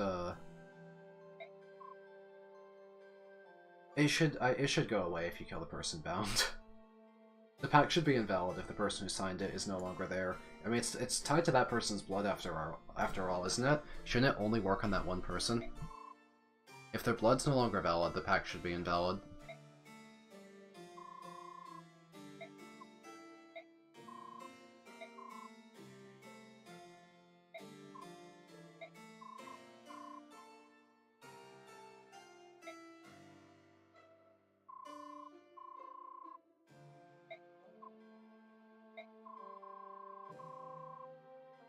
If you want a good example of, like a contract like this being used in a game's story in a way I really like it in Baldur's Gate 3. You get an opportunity to sign a Devil's Contract, and you know exactly what you're getting into, but a lot of players determine that it's worthy of going for it, and you also have the opportunity to break it by fighting a super boss. It's really cool. It's a fantastic, like, narrative point and a good sequence. I think that that's a really good game that uses a Blood Pact style contract really well. And the implications, of course, are much more personal. And they're more, you know, for you, not like a continent.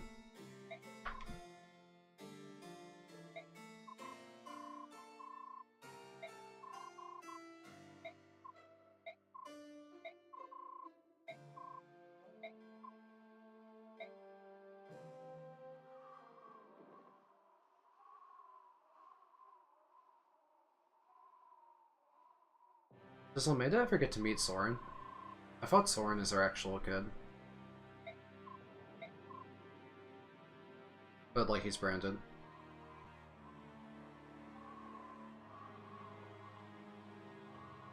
Peleus can't be, her kid, because he's, like, fake branded.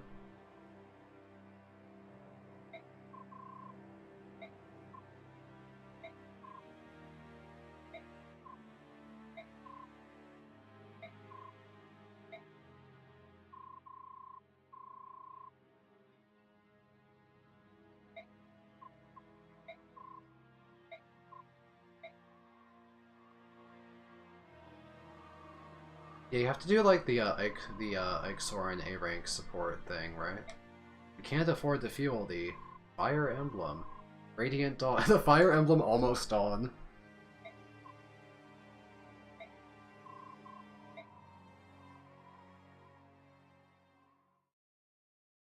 Base camp, base camp, base camp. Oh, I'm pumped. I'm so pumped to pump up Liar.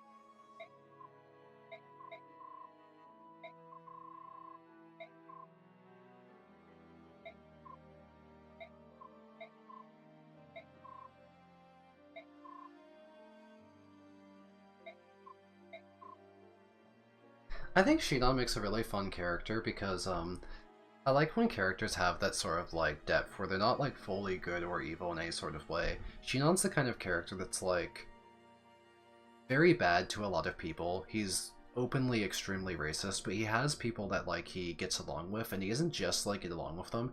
He's genuinely, like, good to them. For, like, you know, he protects them, he's, like, a mentor figure. It's a very realistic character. Like, human beings have a lot of facets to them, you know? I think he's really well written. You don't even have to like him, right? He's not even meant to be liked. He's straight up racist. But he's well written, and that's what I appreciate. I appreciate that he's well written. A lot of people just kill him, and I can't blame him. It's like how Makalov is a character that is, like, probably the least liked character in this game, but I think he's really well written.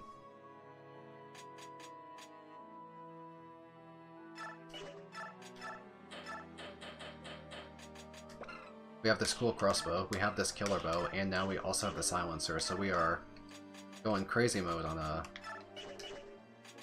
bows. We got access to a ton of bows recently. The silver bow was on a boss in 310, the silencer we just got here, and the boss of like 311 had this thing, so lots of stuff. Also, FE9 is just a game, like, I think that racism is like a very key element to the way that FE9 characters and like the story is structured around. So you have characters like Jill that like were just like in a bad environment and they were just kind of like socialized that way, and then when given people who are both stern and kind in a way that causes her to change, like Ike is very stern with her, Mist is very kind, Jill is able to make a complete 180. But you have characters that, you know, never will like go that way, like Shinon. You get like the whole depth of it. It's very nice, actually. How many things are portrayed. I feel like I just obliquely just said the words racism is nice, which I feel like is the wrong thing I was trying to say there, but I was trying to say that the characterization of Path of Radiance is very multifaceted and well written.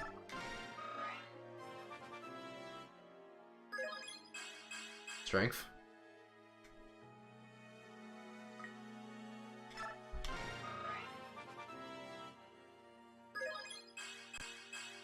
She won't gain defense. Let's do something real quick. Hold on. We can help the situation slightly. We've been saving a little bad boy. I will make her gain strength and defense. Let's use the Satori sign for good measure.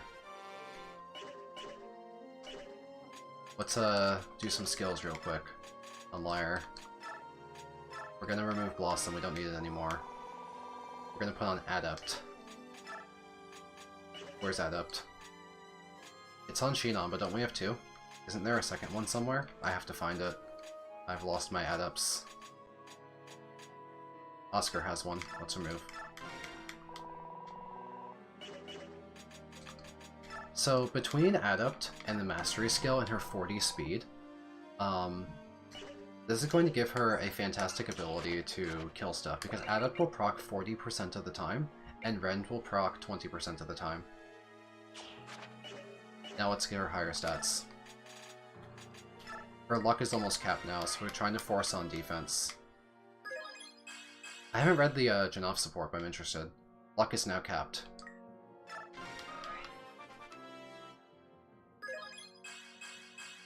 Yes!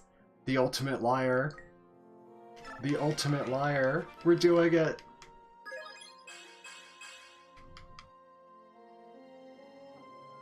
And now let's just cap strength and color done. We'll stop here.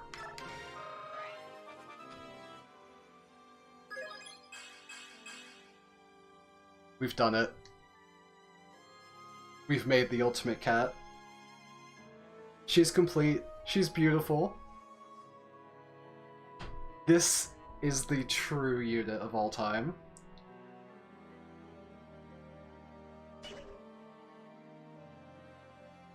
I'm taking a screenshot. Prepare for a really loud noise.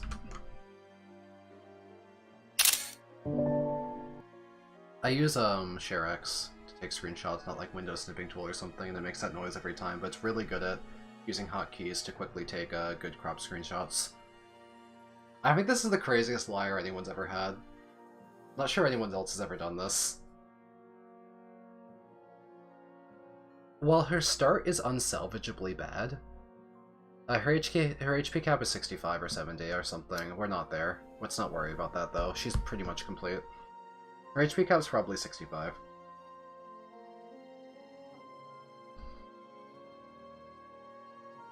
While her start is unsalvageably bad, I will say the fact that her skill growth and speed growths are extremely high and the caps are low, it wasn't that hard to like get to the point where we could do bonus EXP abuse. We did get kind of blessed in some of her non-strength stats.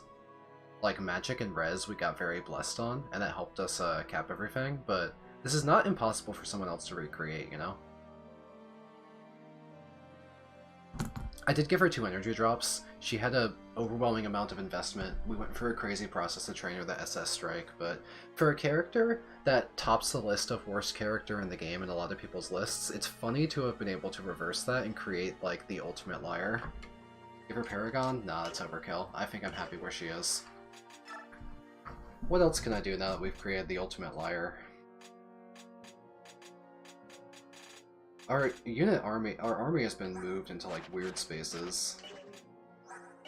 Let's do some inventory cleanup. Hara's gonna need some new weapons.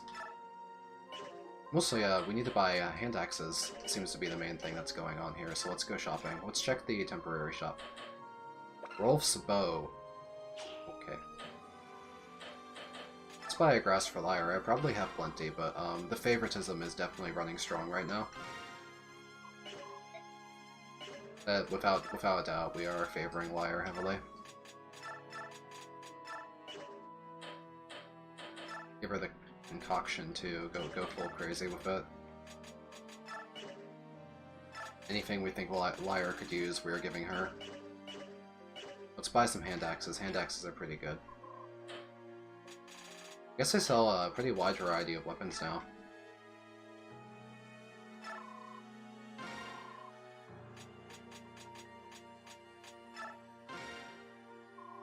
Why not 2? We use a lot of these. They're pretty strong. Another for the convoy, unless Titania wants one right now. Titania might want one. Yeah, let's get her one as well. She could use a fresh steel axe. Let's do something about that. Let's go ahead and convoy this one. We have all these steel poleaxes, but they have really bad accuracy, so I haven't really been using them. I could use up this killer axe. Why not? Really use. What's her other weapon type? I never even checked. It's swords? Who would do this? Who trains swords on Titania? Raise your hand if you train swords on Titania. How are you doing on weapons, Nephany? We never even used the pitchfork. The regular javelin's been strong enough. That's the funny thing. I'll try to use it at some point. How's Oscar doing? Well, obviously this javelin is kind of worn out. Let's give him some better weapons. What if we buy him... He needs some help with his strength. What if we buy him a silver lance? Or we, for better ideas, let's go ahead and remove the silver lances off the Pegasi I don't plan on using. And distribute them to my other units. Where's Tanif? I found her. I should definitely forge javelins going forward on characters that can't use axes. Hand axes are really, really strong. They're so strong. But the javelins are just... they have 2 less might. They're just not very good. I'll forge javelins, I think. Anyway, let's grab a silver lance as our new, like, default weapon. That's pretty good. Spear is pretty good. That's pretty comparable to a forged javelin. Oscar needs it. He's less strong than Nephany, so he's more likely to put that to use, I think, right? I already have Killer Lance on Nephany. Yeah, she's kind of set. We have a forged javelin. We have a steel great lance. We have a forged lance. That seems like we're set. Ike only needs the Ragnall. He's good. Rayson doesn't need anything. Lyre doesn't need stuff. A lot of characters we kind of don't use sitting around as well. Chinon is, his forged steel bow is still holding up, and he has a lot of options here with the silver and the silencer, so we don't need to give him any other weapons. I think all the characters I use are pretty in good shape right now. I'm gonna check, anyone else. Yeah, I don't think I missed anyone. Okay. Any supports I could strengthen? Looks like Ike and Oscar are at A rank. I can't strengthen this. What about, Har? Where's Har in this list?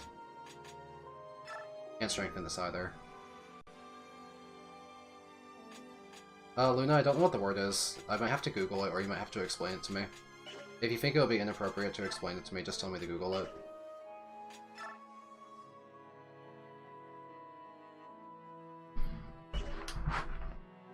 Alright, I'm gonna save here.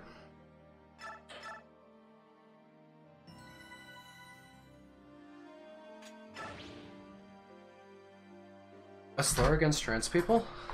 Really? I haven't heard of it before. That would be a first to me. Okay, I guess I learned a new word. Well, I wouldn't want people using that in my chat.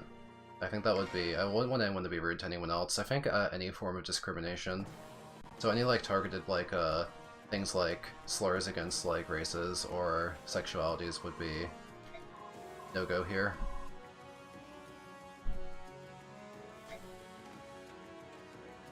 It's a place in Scotland. It's funny when the things share unfortunate names like that.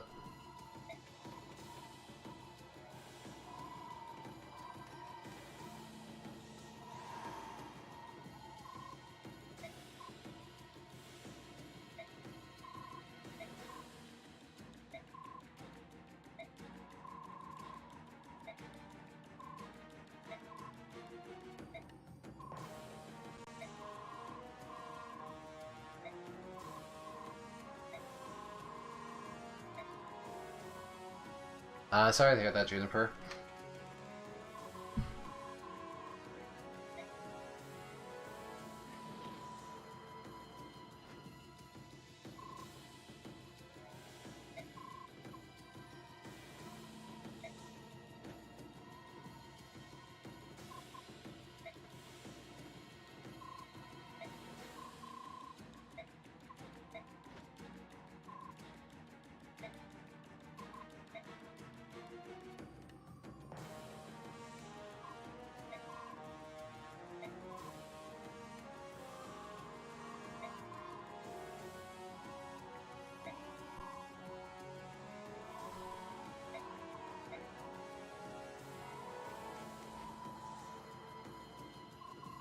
It's not impossible to end up with like a higher than average following of trans girls on account of the fact that I use the popular IKEA Blowhigh plush as a profile picture. I actually explained this to Juniper once that I used it as an avatar for a long time because I've used Shark as a tag for over 10 years. And it wasn't really related to anything. That was like a cultural shift that's been much more recent. But also, it's not completely inaccurate because, like, I answer to anything. So I don't really care how people refer to me.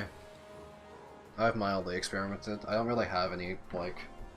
I don't really have a solid identity or anything. And I don't really care that much about... I guess it's hard to explain because I don't have an answer. And it's not something I feel like I need an answer to either. I'm just fine being whatever I am right now. No issue. Doesn't bother me. Valencia's on my time. Ooh, that's Sigrun, not Valencia. Wait, is Sigrun force deploying? Why? Oh, I have to re-gear her. That's unfortunate. Okay, let's re-gear her. Let's find some random crap. It looks like we have a spare Silver Lance from Tanith. We can give her a Steel as a cheapo one. Javelin. Give her a random Vulnerary. She's set. She's all set. What's Danved doing? I don't know. Hold on. My army got really rearranged on me. I have to find, like, my units. They're, like, buried. See? Heather could be utility. Looks like I can't bring Alencia, Lucia, or Leanne, sadly. Even though they're supposed to be here on the map, I don't get to pick them. Anyone else I could possibly bring that I would care about? Oh, Titania was undeployed too. Sheesh, we almost missed Titania. Alright, I'll just use like these random filler hawks just because I can deploy a lot of units. If I need a filler healer, I could have missed use a men's staff.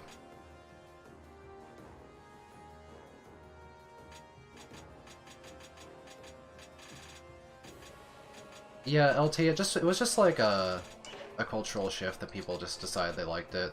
It was just like born of coincidence, I think, that a lot of people owned one, and were happy that they owned one, and then it just kind of became a thing. I don't really know. Either way, I've used the Shark for much longer than before that was a thing. I don't mind being accidentally associated for, like, connotation, but it wasn't my intention either. It just kind of happened.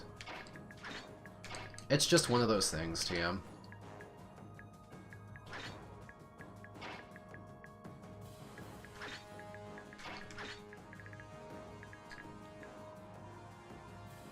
Alright, this looks like a good setup. Let's check a look at this enemy density. Sheesh. This is crowded. We have big green armies. We can't, they're not yellow, so we can't tell them to back off. They're gonna go and... Oh my god. There's so much crap here. Wait, I have to fight Jill? Uh-oh. Wait... I don't wanna fight Jill. Yeesh.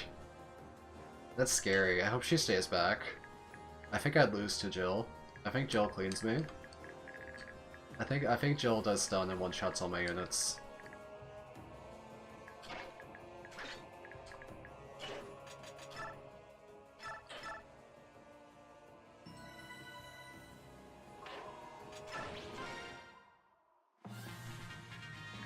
Oh, and it's not like bad to recruit her. On account of the fact that, oh, the glowing zero in the corner is kind of cool. It represents the Fire Emblem, right? I like that. I think that's a nice little touch. I kind of always dance in hard to have him get in there quicker. Most of the enemies don't... Oh, hi Zerark, you're bad. Most of these enemies don't particularly threaten hard. We have 31 defense, so we could always have Race and do a little dance and get Harin nice and deep into the enemy force. Try and beat Skrimir and T-Burn. Lyra beats Jill. Wait, you're just right, aren't you? I think Lyra beats Jill. We double her at least, right? How much damage could we do to Jill? She has 31 defense. How much do we threaten? 36, 18 more. 54? Doubling with 54? So we do 223s to Jill? My god. We cut her up. And we'd have a pretty good chance of getting an Adept proc or a Rend. I kind of want to do it. I kind of want to have Lyre show Jill who the real threat around here is. That'd be hilarious. Speaking of, I want Lyre to go sicko mode, so I'm gonna run up in Lagustone. I want to feel the power of my new Lyre. I want her to go crazy. I want to be full Lyre gaming. Alright, I don't want to waste the hammer on a bunch of non-armor units, so we'll go in with the hard mode.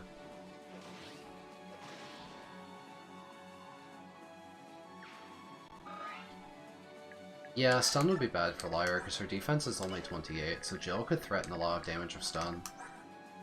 If she used the Great Blue, that would be 48. So 20 times 3. Stun is the exact one-shot on Lyre if I did my mental math correctly there. That's threatening. That's pretty dangerous. And even if it's not the Great Blue, getting stunned just would prevent you from fighting more, right? That would be pretty bad. That would be exceptionally bad, actually. Let's just run at these enemies. I'm not really particularly playing any sort of safe or really making decisions in any capacity right now. I'm just kind of running at them. Thank you for understanding. Filler Hawks. I'm probably not going to use them. But for some reason, I need Janaf to do anything, I'll have him grass up. Renolf I'm just not going to bother with, honestly. I didn't even check for stealables, but I don't think that anything's stealable outside of off of the Dawn Brigade, right? Can you steal that? Maybe you can steal that. Maybe you can steal Asleep. Maybe you can steal Tomes. Lots of siege magic in the center, huh? Anything else threatening? Oh man, a Vulnerary, we could steal that, hold on. Perf, you're not even strong. Lyre beats your ass. You had this crazy cutscene, you're only this strong? Nah, that's not it, Kerf. I could fuck you up. I could crush Kerf. I will crush Kerf. I'm gonna go over there, I'm gonna annihilate him. All this whinging from the story units about how they don't want to fight Kerf because he's a black dragon. I know he's not transformed. I think I beat up transformed Kerf is what I'm trying to say. A-rank strike? That's embarrassing for him. Yeah, T-Bar is so much stronger than Kerf, right?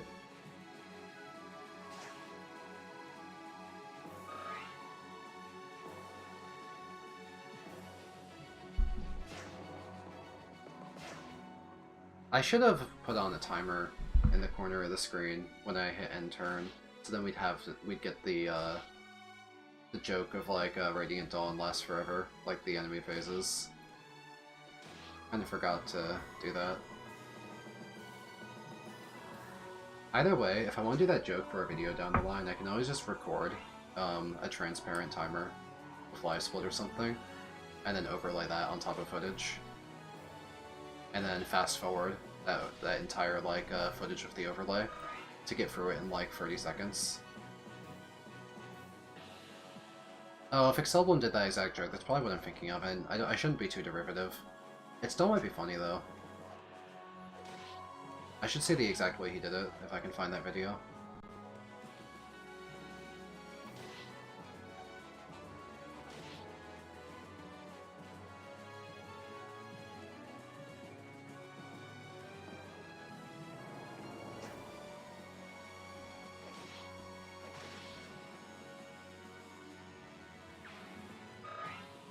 Our level up.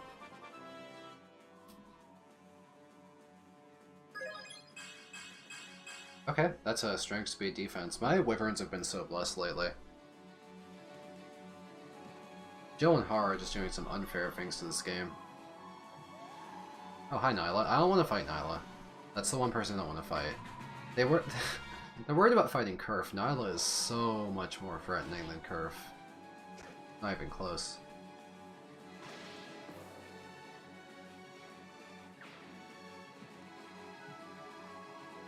The number's the kill count.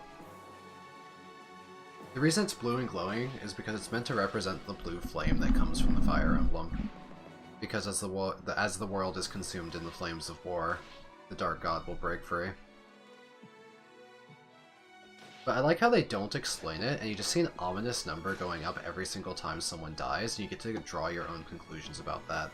I actually think that's like a really good bit of gameplay story integration.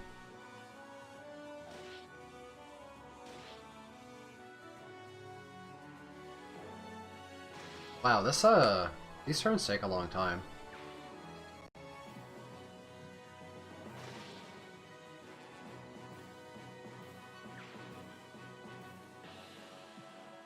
I think that maybe there are too many units on the map.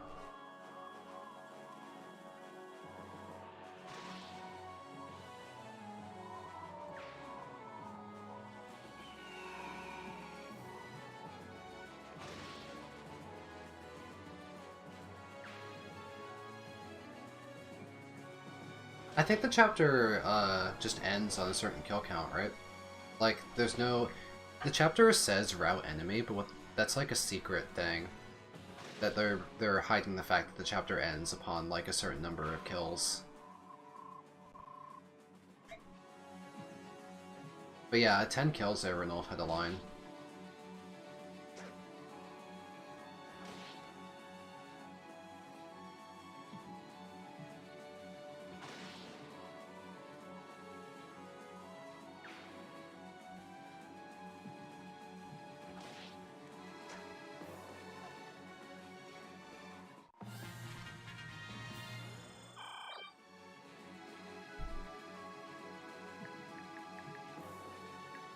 Alrighty, most of the enemies are pretty far away from me, and I'm getting outpaced by green units, so let's keep moving aggressively forward. Oh hey, JH. It was a fun chapter, actually. I enjoyed it. Jill went sicko mode. Here, I can give you the quick showcase.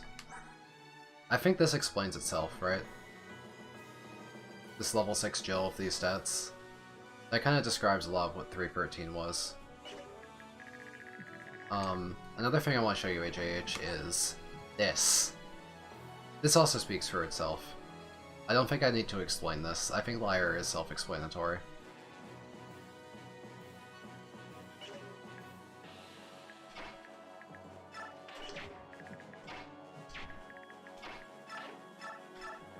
Oh my god.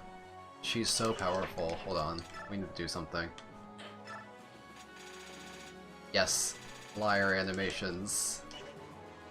Just for Lyre, no one else.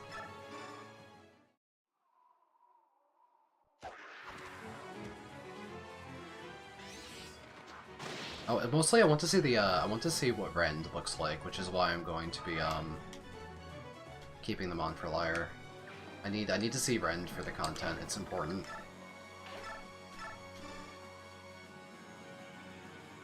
Honestly, I think it'd be really funny if, like, my eventual video on, like, Supreme Lyre... Maybe the Lyre stats would just be, like, a good thumbnail. I feel like you could just put, like, Lyre's, like, official art next to these stats, and put in, like, the glowing eyes.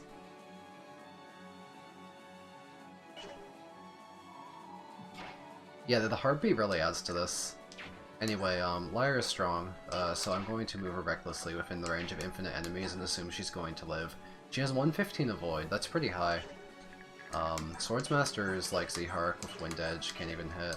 Regular enemies are gonna have fairly unlikely, even if they can hurt her. A lot of these enemies don't hurt her.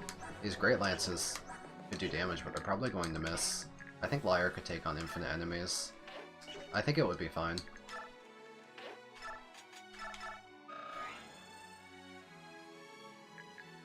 Turn count as well? Oh yeah, because I spent like 90 turns in like the Mountain chapter training Lyre, right? Like we didn't get this for free. We had to go through some shit. Oh yeah, the heartbeat is a really good touch. I think that's a strong addition to this chapter.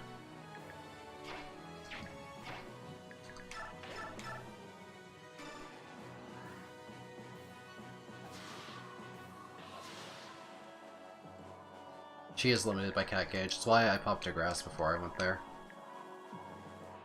If she dies, then that'll just be funny for the content how a maxed out character could still die, right?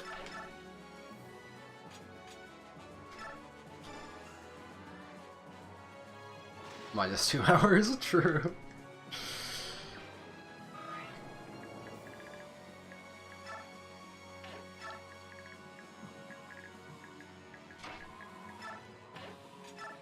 You know, it's funnier to have Reese get a kill than it is to heal.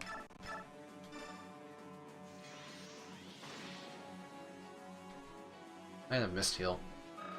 It wasn't even more EXP than healing would have been. That's Naki.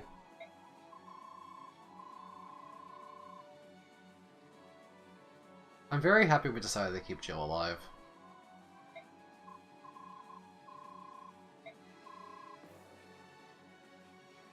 Who is this?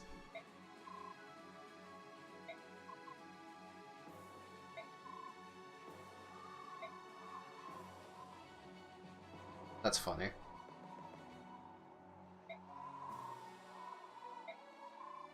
This is hilarious, honestly.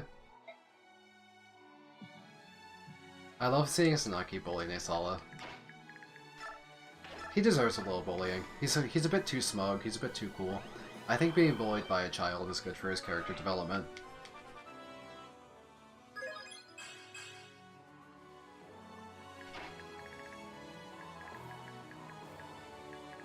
Any reason to go down to the right? Nah, T-Burm's gonna clear those all out. I think Radiant Dawn no damage would be, like, truly just impossible, right? There's no way. I think there's a lot of games you can no damage, but this one is not even slightly in my book for that. Is that... like, when does that start becoming implausible? Like, how early? It's even kind of fucked in Chapter 1. Maybe you could, like, wait for good Biorhythm on Edward to give him a higher avoid into the Axes. Maybe, because if the enemies aren't aggressive in Prologue, you could probably just wait for good Biorhythm versus bad Biorhythm matchups by spamming end turn to make it so that you could do Prologue. But Chapter 1 is timed, so Chapter 1 sounds really fucked up. Prologue you could do. I could do Prologue. I'm confident I could do Prologue without taking damage.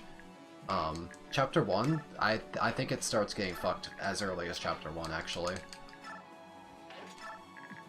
I don't think you need that much RNG abuse in 1P. I think you could just wait for Biorhythm. The enemies are mostly stationary, right?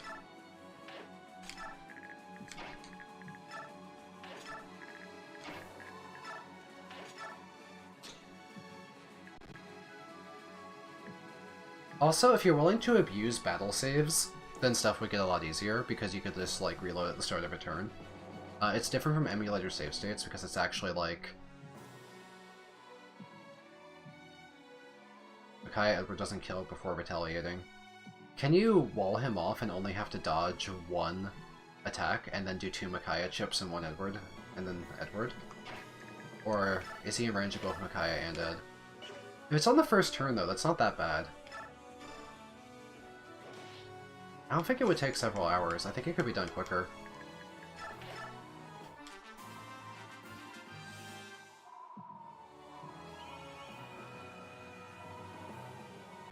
Does Pugo move?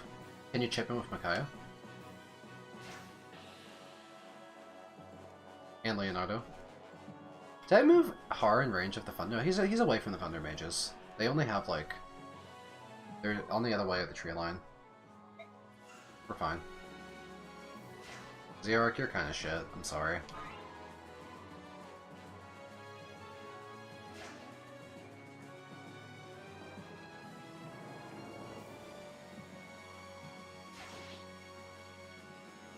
I actually don't know what other games I would want to do a no damage taken run in. I did FE8, I did FE6. Obviously, if you can do 6 and 8, you can do 7, right? I think that goes without saying. Supports are really strong in GBA.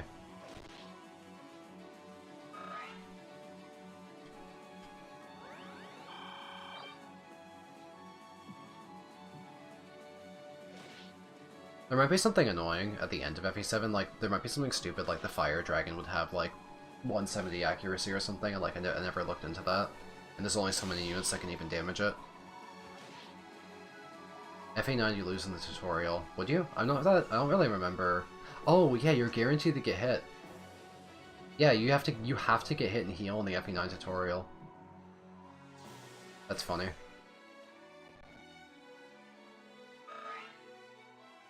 Yeah, Luna, Edward's been a struggle.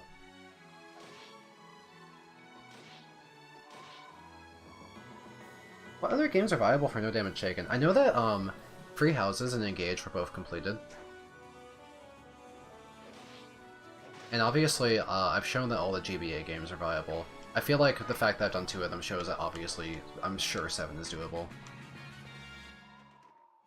I think that there's a minimum damage of 1 in FE4, so that'd be pretty cursed. Also, if you have like max dodge, sometimes the enemies ignore you.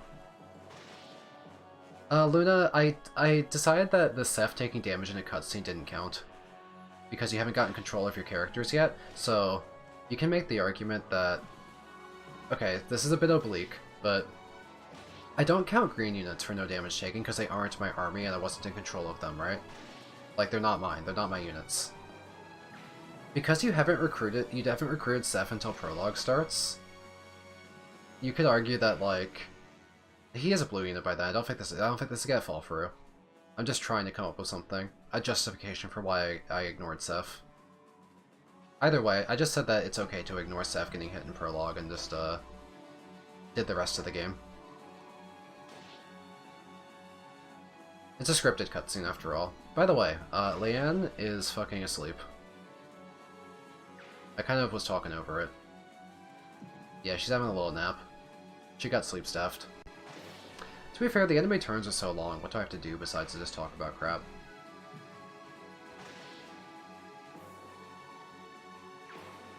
I think that Zerk's Earth affinity also is a huge boon over Edward when there's 2 viable Earth partners, and Earth is like by far the best affinity in this game. It's hard to dodge tank in this game, but if Zerk gets plus 45% from his support, then he actually can, and then he's actually good. You don't have to worry about him being frail. Awakening's doable? I don't know Awakening very well. I'll give you a strong maybe.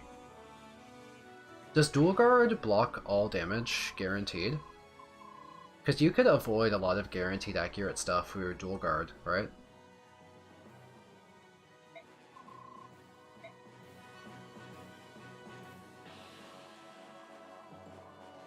I only beat Awakening once on normal. I don't actually like the gameplay that much, because that game, you can just, like, whenever you hit a high level, you can just, like, reclass and keep leveling up, and the stat caps are really high. So it encourages you to just, like, make one unit. Like, imagine Lyre, but stronger and with Nosferatu. That's what Awakening is, in my eyes. So I don't see much value in playing that game, because the way you optimize it is a little bit silly. There's a bunch of, like, really cool character builds you could do with, like, the inheritance system, but it all just kind of falls through when you could just not do that and just have, like, Robin, Nosferatu, solo. And people don't say that in like a, oh, you can do that. People say that's like optimal for like Lunatic. It's just easier to Robin solo. Echo's minimum damage is 1. Echoes is impossible. You can't take 0 damage in Echoes. You take a minimum of 1. Also, the final boss hits everyone on the map for 10 damage periodically. Echoes is like the least possible of all time.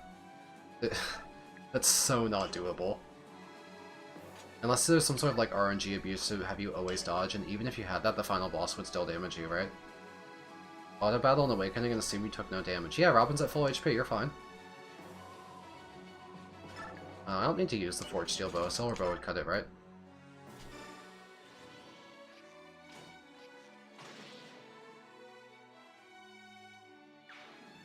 Two-hour Awakening speedrun. Yeah, I don't like modern Fire Emblem speedruns because you don't get to see the action. You just hit the start button and skip it.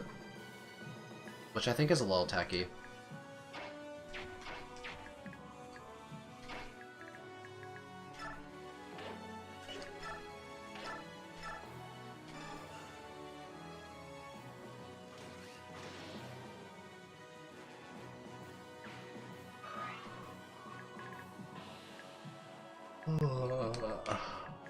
Are these mages frets? Could they hurt Har? Maybe they could hurt Har. Maybe they're frets. Maybe I should be wary. Nefene is res. She has 23. Har is only 15. Har would take moderate damage. Not much. Really not much, but, you know. Oh, more than 0 damage. Titania is too far away. I'll just physic. I should probably just have her use a vulnerary.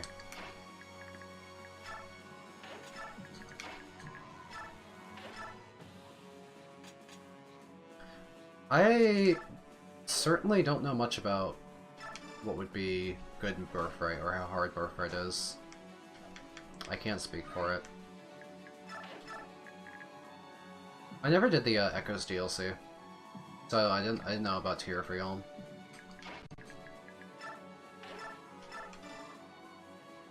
I want to see if Ike has a conversation with ZR, because I'm sending him there.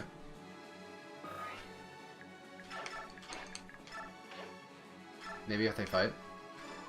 Okay.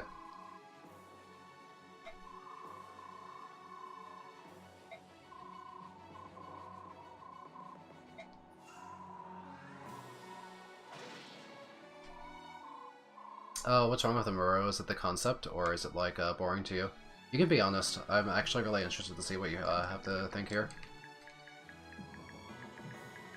If you want to roast me, go ahead. I'll get roasted.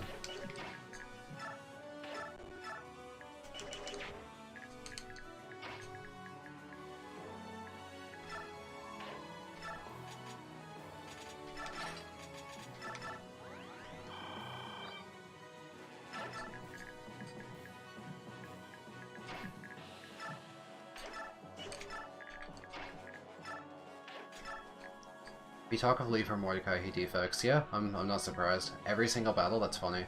Even in like 3-6, right? If you like manage to progress through the map really hard and you find them, can't he defect there? D-Hark slaughtering Lagoos didn't really feel right anyway. Kinda keeping my units together in case there's back reinforcements or some unexpected thing I'm not aware of. Don't really know what to expect, to be honest.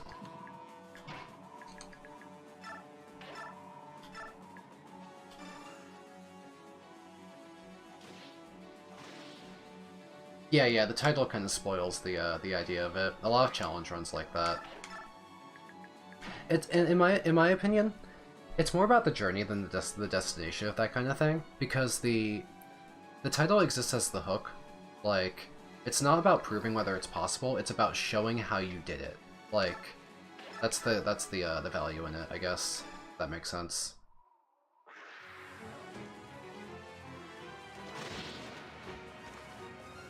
But I understand, there's a lot of, like, solo run kind of videos I've been super disinterested in from the title and the thumbnail, like, can you beat FE8 using only Ford? And then you look at their channel and they just have 20 videos in that exact format and they just keep changing the character.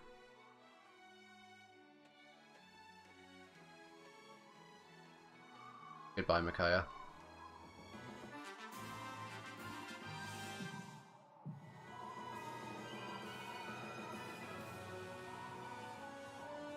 To be fair, I think there's a lot of fun strategies you can do in No Damage Taken, that go beyond just like resetting for RNG.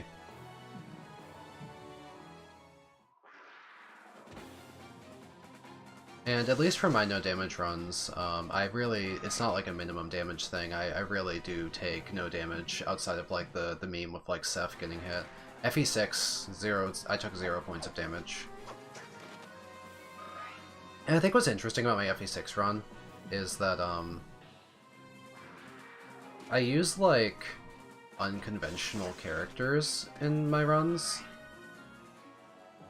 Because in FE8 I use Nami, which is on the bottommost tier list. In FE6 I got 384 kills on Lilina.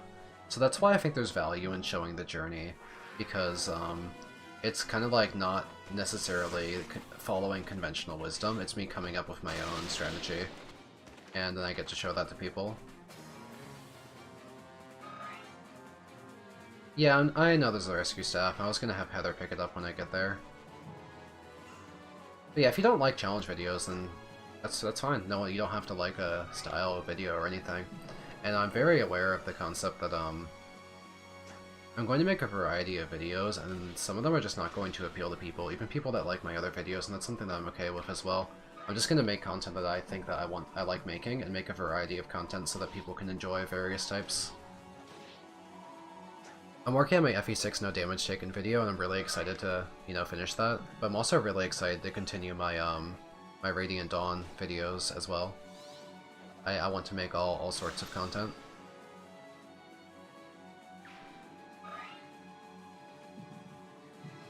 I want to make ROM hack content at some point too, because it's a little underrepresented, but it's also hard to get attention onto ROM hack content because it doesn't have that same sort of like shared experience where people are aware of what they're watching. Like, people know what these Fire Emblem games are if they've played them. Maybe they're like, oh, I recognize Radiant Dawn, I'll click on the Radiant Dawn video.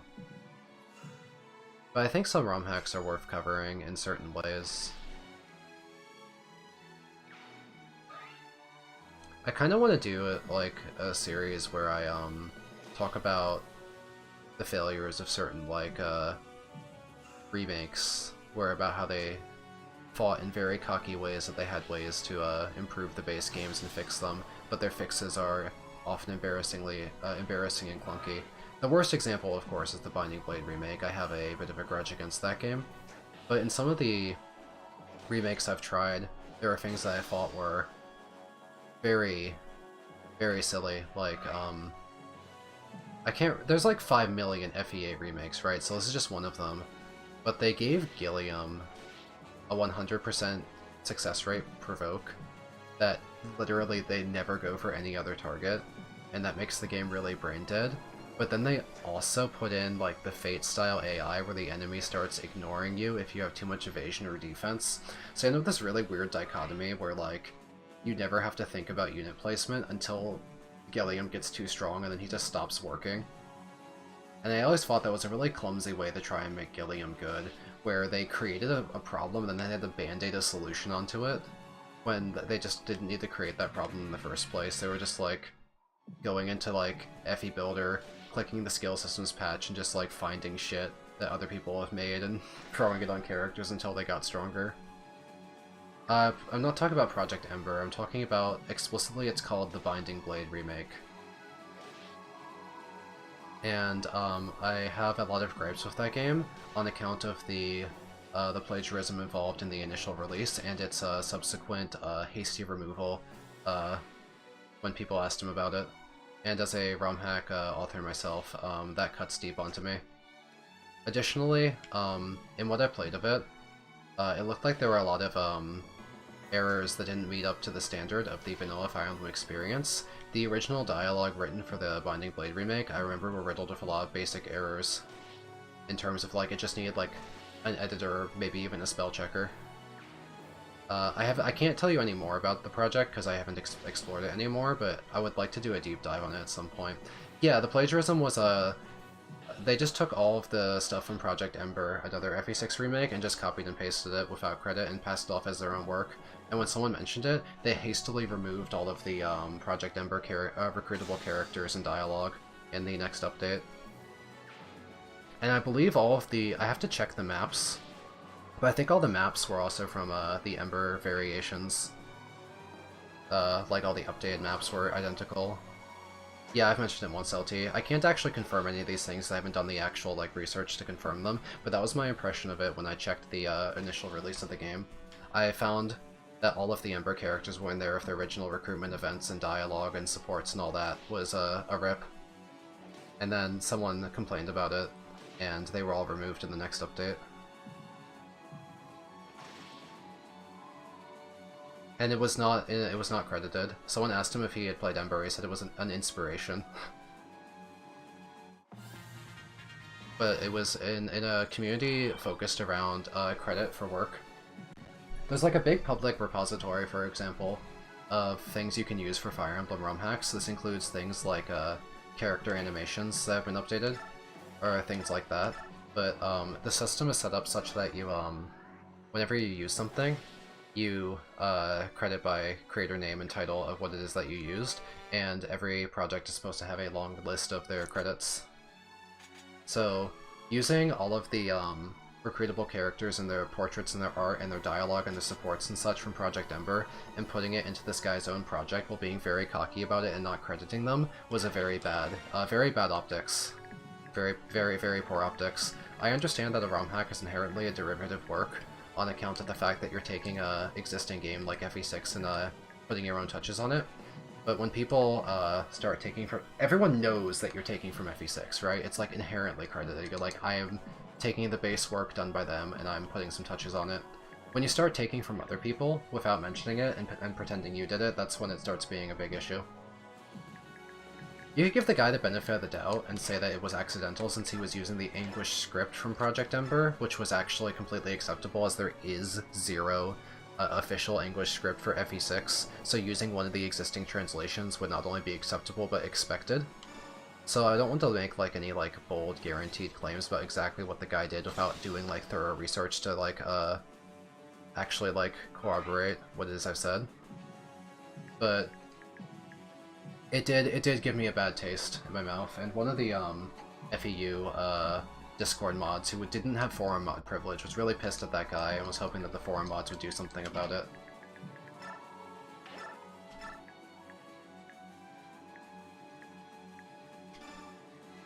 The forum mods just locked the current discussion about it and said that they were engaging in a private dialogue, and I don't know what the private dialogue was, but I know the hack was updated in some format. I don't know how updated. And then it's been up since. Reese can't kill, that's sad. I still have the 1.0, yeah. It's on my computer. I downloaded it on day one.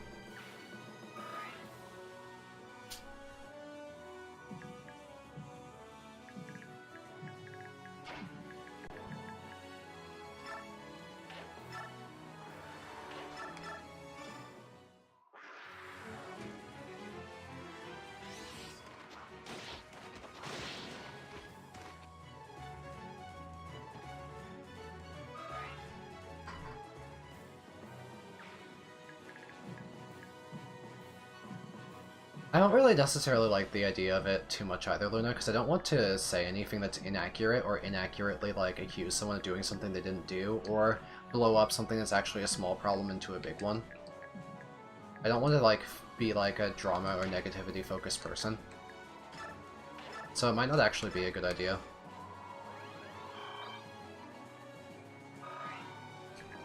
It's just something I've considered. But like maybe it would be like I'd be putting too many personal feelings into it, like, oh, I've been in the ROM hacking community and I like, you know, got like angry at this person, but would then go to an unfair degree.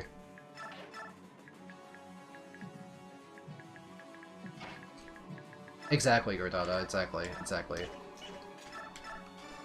Because it could just be, yeah, exactly, Luna. So while I have personal feelings on what I saw about the first version, I also don't necessarily want to leverage a platform to be mean to someone, unless they truly, unquestionably, overwhelmingly deserve it. It would have to feel, like, completely justified.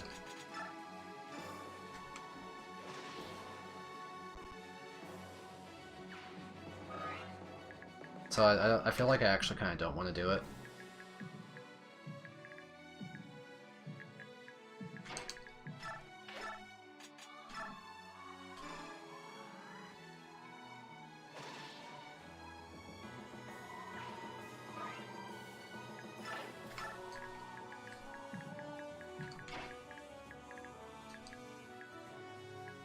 I just assumed I'd be able to get over to Dance Har. Well, now we can.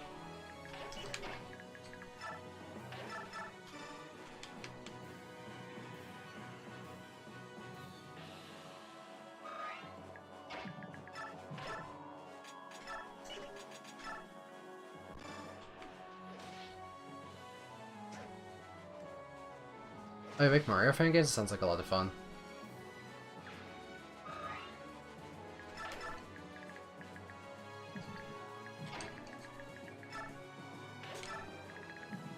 Do you make like I've seen there's a lot of like Mario 64 ROM hacks out there. That's what comes to mind when I think of a Mario fan game. What do you make? Ah! Jill's running! Jill's moving! I'm scared! Oh my god, I'm scared. Jill's moving. Oh no. Turn around.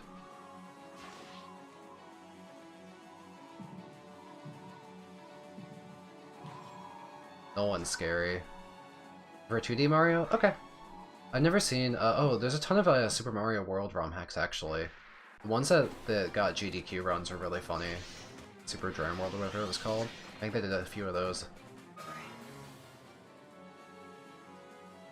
So I know there's a lot of, Mario World ROM hacks out there.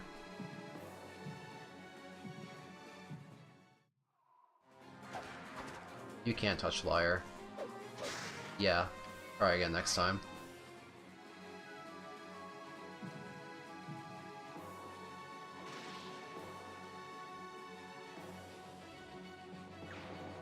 Man, this guy's trying to solo the Hawks.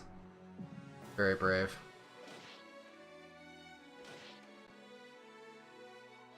I'm glad we've had other topics of discussion during this chapter, because these enemy turns are really something. Flyer animations are on just because I want to catch some Rens. Flyer versus Jill, we could do that. I just need to check which axe Jill has equipped. If she has Great Blue equipped, I'm gonna be pretty spooked.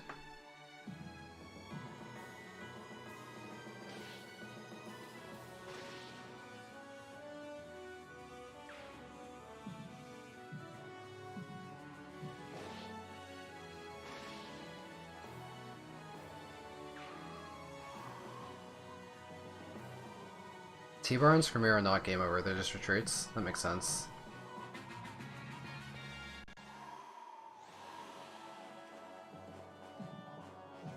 She also checks Jill's Buyer with him. When she has super high Buyer with him, it might just like trigger a stun on me.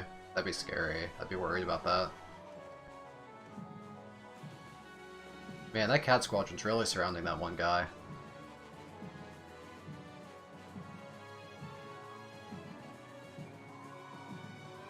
Yeah, Lagu's Gauge is a silly system when you think about how the Royals have infinite.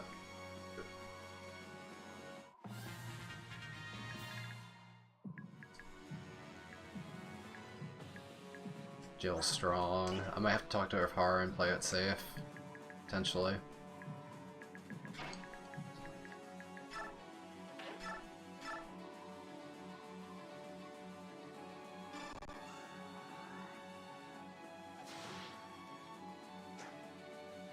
Can I kill enough enemies to end the chapter on this turn? What's our goal? Is it 70? I don't think I can kill that many. I'm just not in range of that many, I guess. We can at least try and take care of the big threats. That being, Nolan, Edward, and Jill. And if we have to talk to Jill of Hara to do that safely, then it's always an option. Not an option I would mind taking. That'd be completely fine with me.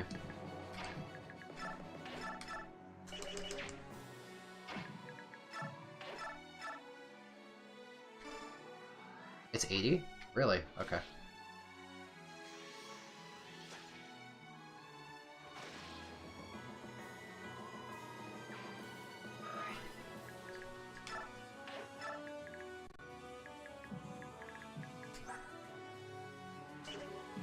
Edward is pretty fast. We need someone really fast to be able to double him and take him down. Does Neffany double? She's kind of far away.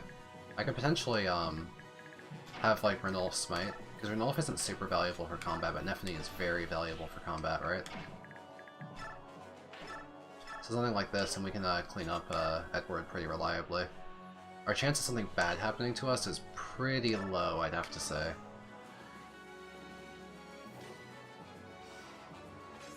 Oh, he has Wrath. Wait, that's horrifying. I could have gotten crit there for 39.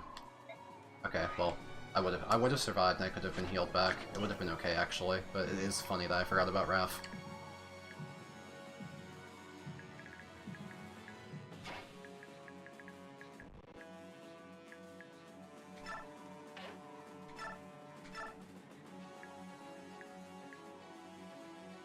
Okay, so we can take out some, Wyverns. Shinon I'm not worried about. He has like 28 defense or something crazy. He's pretty bulky. We can just throw him up front. Especially because we can stand in front of him.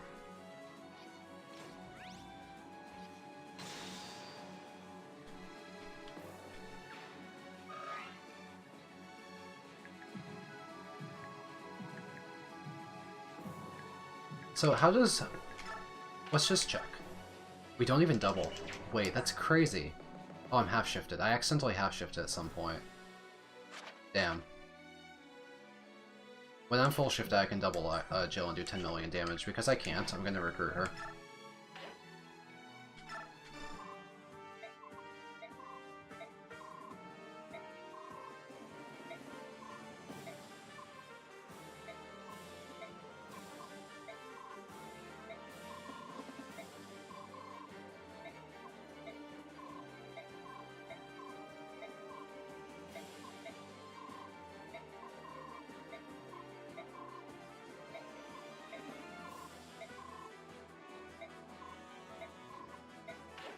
Alright.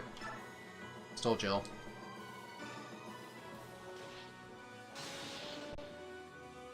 Yeah, it's kind of fucked up how you can make Zeark fight in Free 6 and do basically the Lagoose Genocide chapter.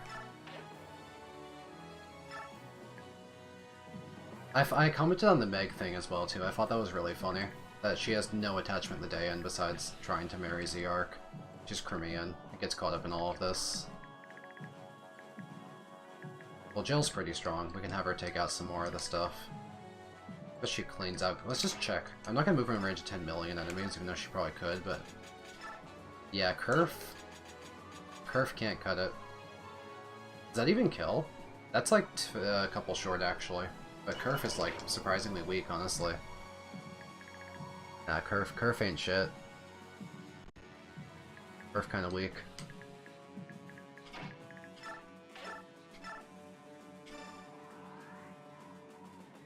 Yeah, that's the thing. Meg shouldn't be implicated in the Dayan blood contract. She's Crimean. Yep, that's the same dragon from the cutscene. He's kind of shit. He's so weak.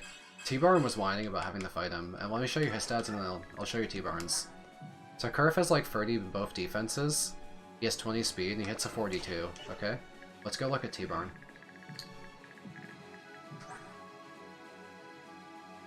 I think T-Barn one-rounds him. I think T-Barn hits 226s and kills Kerf. Actually, that leaves him alive with like 3 HP. Either way, I think T-Barn's fine. T-Barn also has 139 avoid and probably doesn't even get hit. Even if he does get hit, it's not that bad. Yeah, Dayan 2, no longer active for the Blood Pact. New country.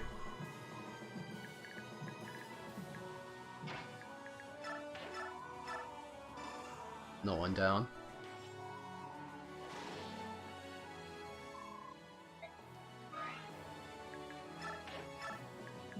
Not even worth very much EXP. Bad state of affairs. It's unhalf shift and re-half shift. Half-shifted Liar being good, though, is kind of crazy. We're getting constant add-up procs, too. There's a Rend. Cut that guy up. Man, he had no idea what hit him. Half-shifted Liar is doing pretty good.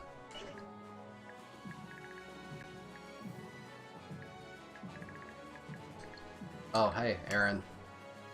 Man, we really just made him stand on the battlefield with no weapon. That's kind of depressing. Man's not cooking.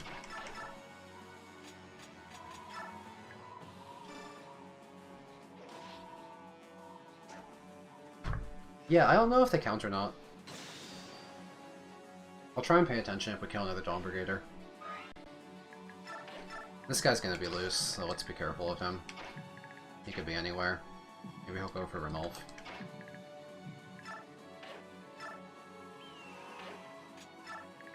It's funny that they count, considering everything.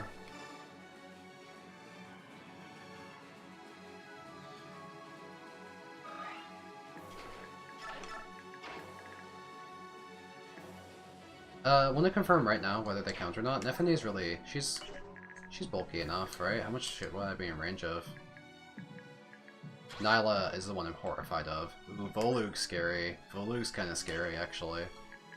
Maybe let's, I'm in range of... Oh, Volug gets double Titania. Is that bad? Oh, I made a mistake. Oh, shit. That's a lot of damage on Titania. I hope she gets a soul. Or at least they brawl and he just stays there and nothing else attacks Titania. No, that hurts Titania pretty bad.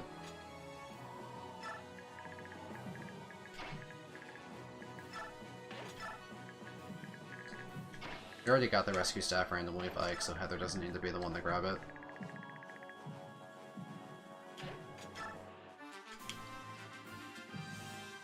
It'd be pretty scary if the wolves moved. The wolves are pretty strong.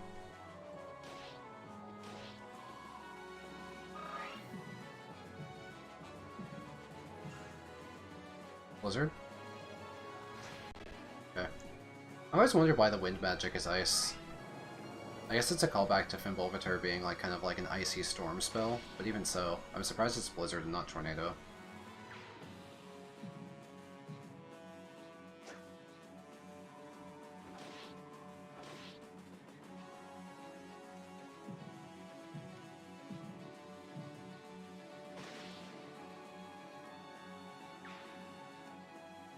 number go? Oh, 69! Nice! Yo, 69! 69! Aww.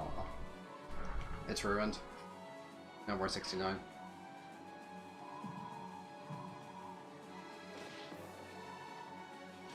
We're getting pretty close to the end of the chapter.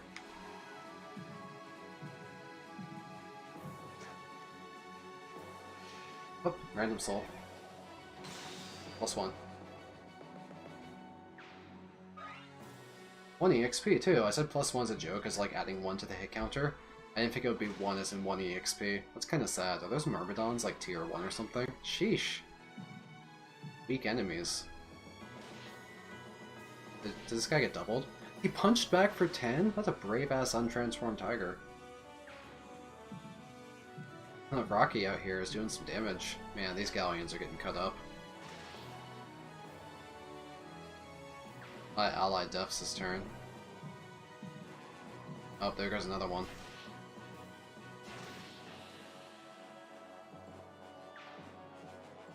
I can always player phase Aaron. Oh, this is taking so long. Is the chapter gonna be over before I get to play? Just to this. Because the green units only have to kill 5 at this rate, right? There's no way I get to play at this point. Oh, if this guy dies here, because he's asleep too. Okay, he's alive. Let's see if the green units clean house. A lot of them are untransformed now, which is really hurting their offensive capabilities. Okay, 4 more. That one's easy to kill. This will be an easy kill. 3 more. There's a traffic jam up front though, right? So the cats can't do anything more at this point. So unless T-Bar can kill free. Oh, they've got free easy kills. This is gonna be a yeah. No way. No way they don't kill. Oh, he couldn't reach the wounded one, but the Hawks didn't just team up the kill. Yeah, T-Barn kills free. Just 1 more. There's like 2 easy targets.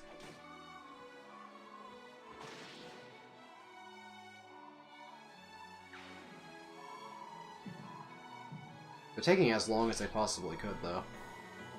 Can you just finish off a weakened one already? I'm dragging it out to the last Hawk. Alright, here we go. Chapter over here, right?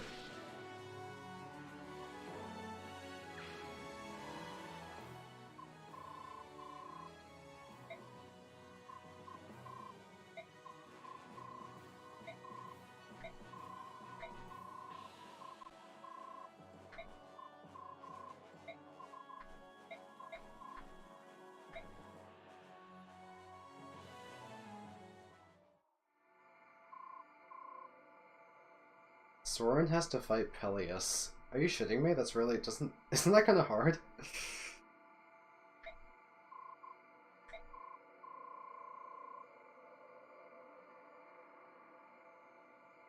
The Spirit of Order. Huh.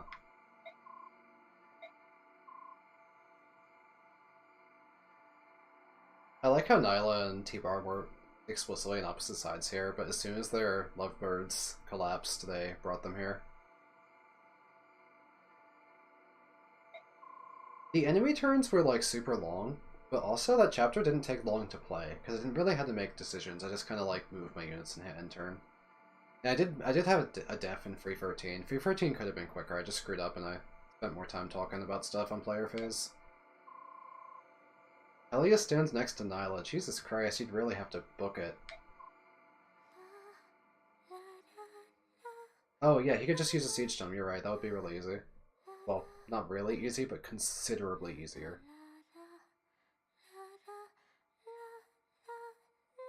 I moved Soph too far forward in Free 13 and he died. I would have like let him be dead if it didn't game over me.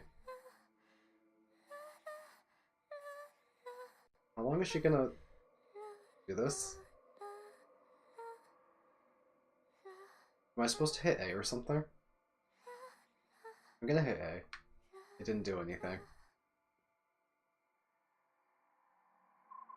Oh, okay. That was like 30 seconds of like sickly humming.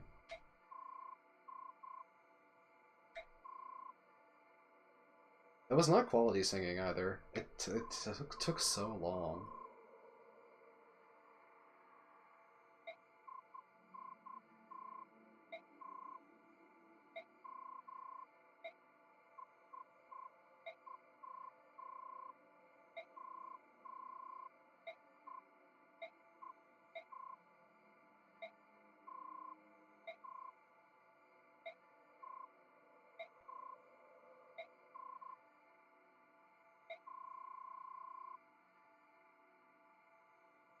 I read that as Lilina. I was like, oh man, from FE6? No, Lilia.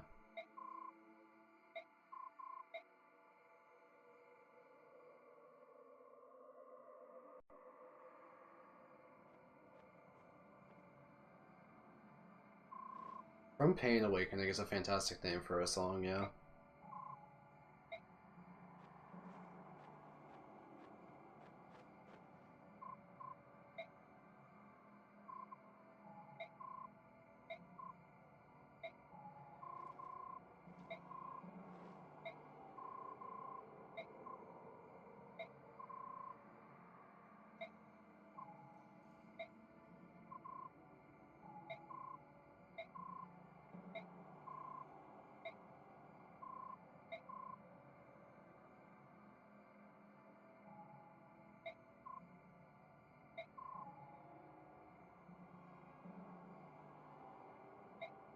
I like how they're all just like splattered and like random, like they're so flopped over. They're in like the Family Guy death pose.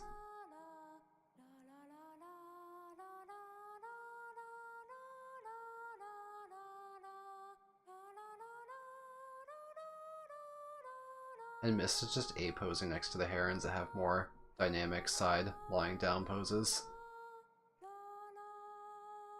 This is just like laid out horizontal in like the model creation software.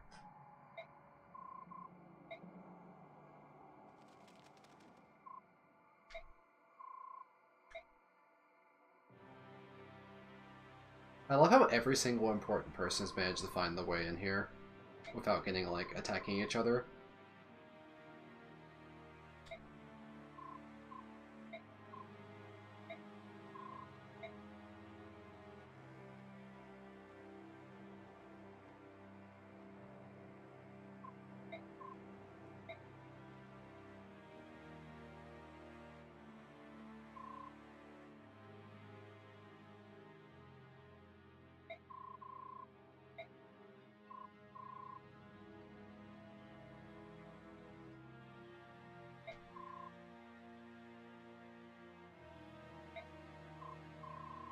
They kept Mist standing pose and rotated 90 degrees. True.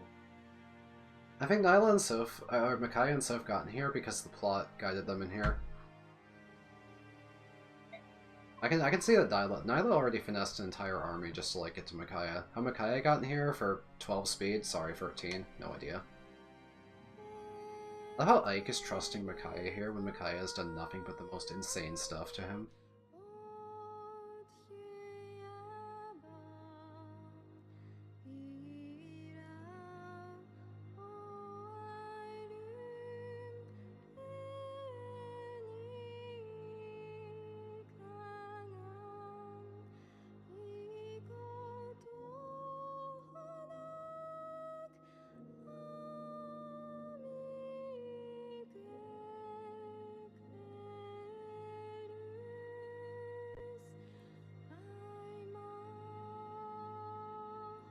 Wish I could sing like that.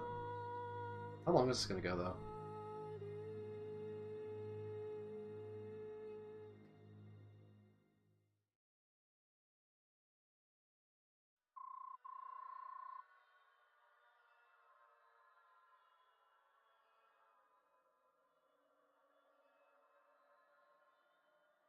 They make a... Earlier in the story, they decide that they say they don't want to leak the Blood Pact because if word got out about it, then Benyon would automatically trigger the curse. But also, I feel like someone could have tried, rather than just staring each other down trying to kill each other on the battlefield. I'm also not sure if every random, like, foot soldier was told about the Blood Pact, so they're just kind of going all in on Micaiah unquestionably as well. At least some of them are willing to defect, like Jill and such, you know?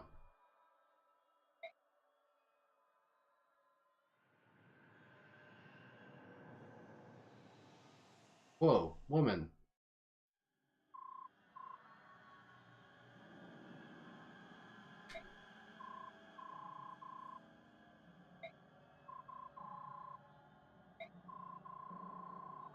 She has a really, really good internal clock regarding her passage of time here.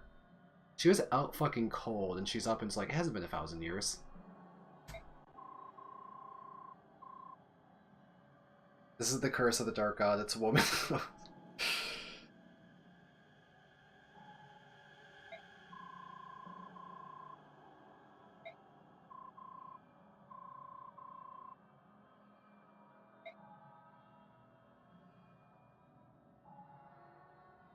Ashir is on something though. People are bloodthirsty as shit in this game. It's unbelievable how much they love war. Even Crimea has a civil war about their perfectly normal and good queen.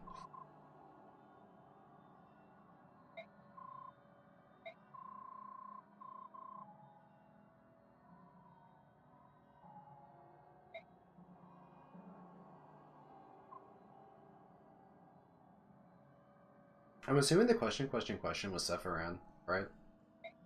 Who else could it be? I don't know anyone else. Watch it be something stupid like Izuka, and like Izuka's like the true mastermind.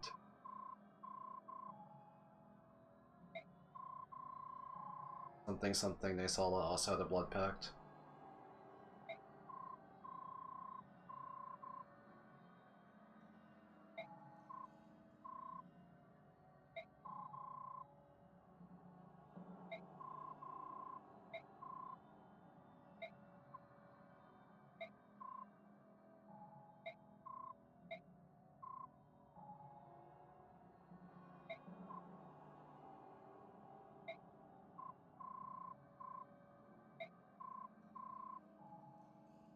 Okay. Me when I'm some sort of creepy other Micaiah. Hey, wouldn't this be a good point for Micaiah to promote? I know that she's gained like 0 levels, but just like from a story perspective, wouldn't this be like a reasonable chance for her to gain like a power boost? She waits until final, doesn't she?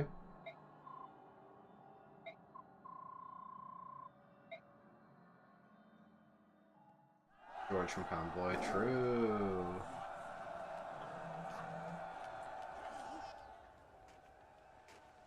How are you feeling? It's weird, but I feel great. Like a weight's been lifted from our shoulders. But the battlefield hasn't changed a bit. And yet all the negative energy is gone. How could that be? No matter. So long as things on the battlefield go well. Yeah, Micaiah doesn't have You're very right. many chapters in her T2 class. She has like But 3, what if we can so always she meet? hasn't gained very much EXP. What if we could? What then? War is a simple thing. What comes after? That is hard. Why is Skrimir Diplomacy is a saying battle that I have never known profound how to stuff fight. now?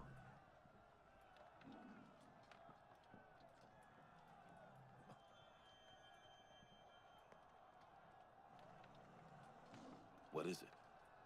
You think it will rain? No, not rain.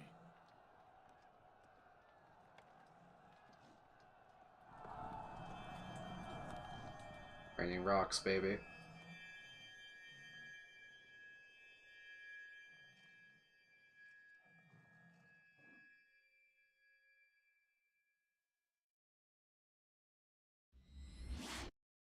Boink.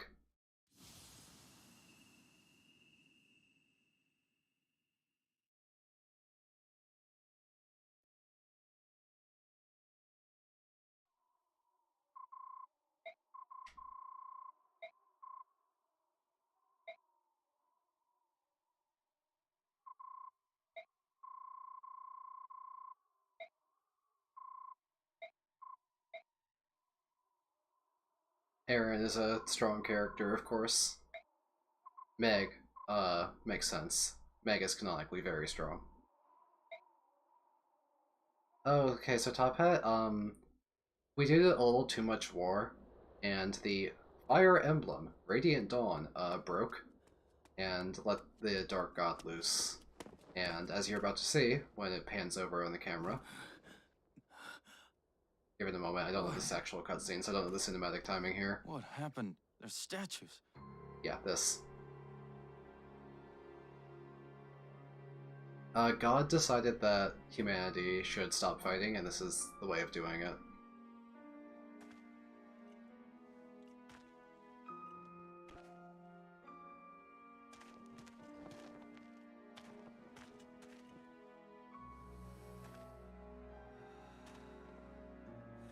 Hey! Anyone? Can anyone hear me? Can anyone hear me? Most of the voice acting isn't very good in this Somebody game. please! Somebody please! T-Barn's good, mostly.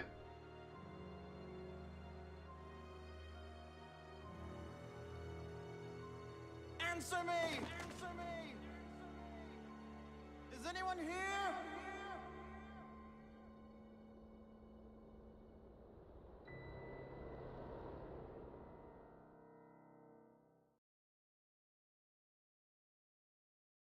Paraphrase over! I will know that you have strayed from your path, and I will punish your failure as I would reward your success.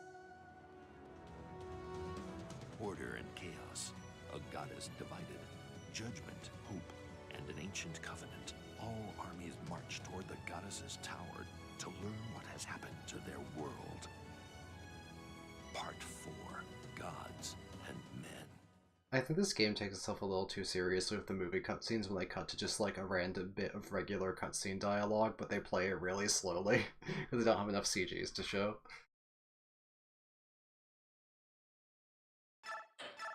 Alright, that's part 3.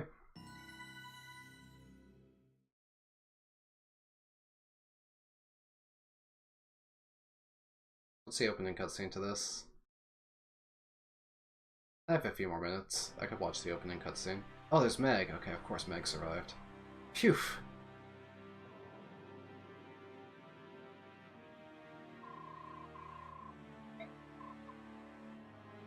See, only the strongest of us didn't wind up as statues, so Meg.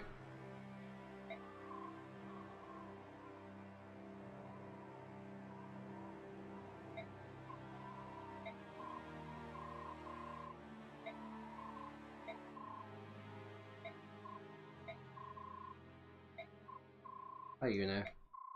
Me when I'm a bird.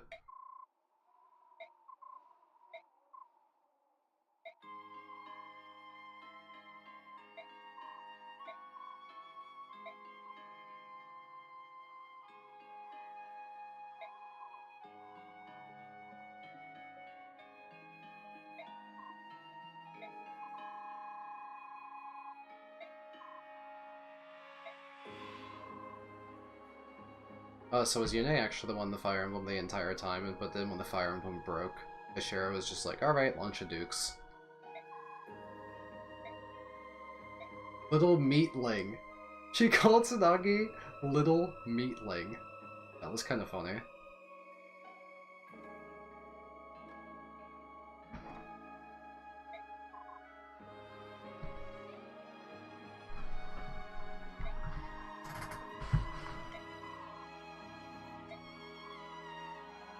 Dark Bag of Organs. I actually really like the Yune's level of snark.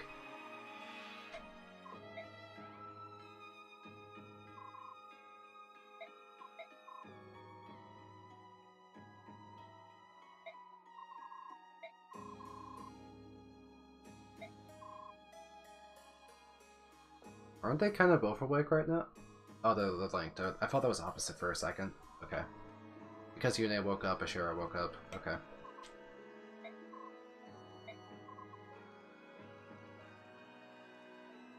Yeah, she's kind of sharing space with Micaiah right now.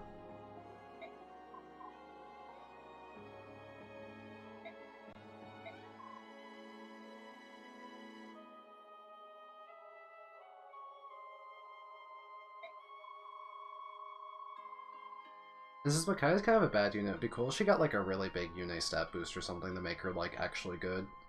She's still gonna have 13 speed.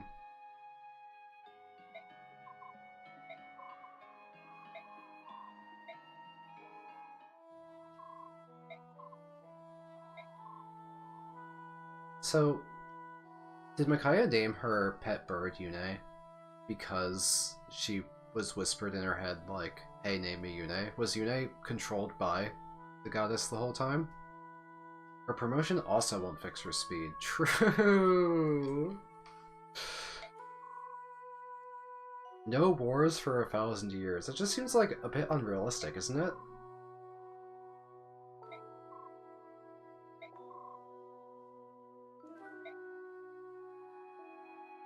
Yune's blessing gets +5 to everything. That's actually kind of interesting.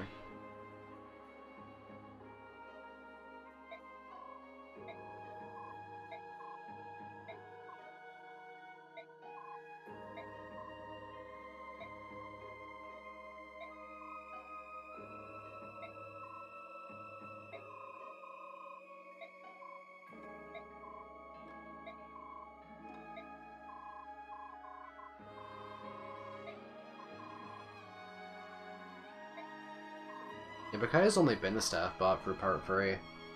Not like she's good for combat. She has like no targets for Thani. Maybe she does actually, it's just too risky to move her up, but you fight Laguz in free 6 and free 13, so Thani's bad. And it'd be very, very, very difficult to use during free 12 because Micaiah's just in danger if she goes close up.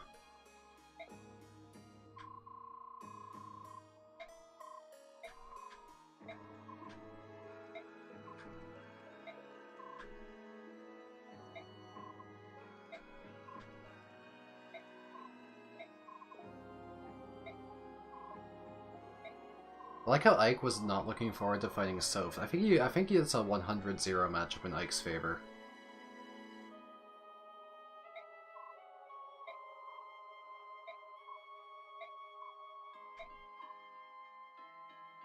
It would be nice if they got to explain why Micaiah was fighting Ike in the whole Blood Pact thing, rather than just, like, immediately being like, you're working together right now, okay, teehee.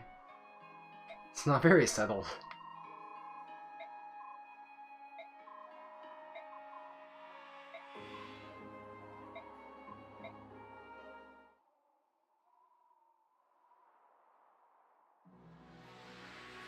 Oh, okay. Big Ike moment.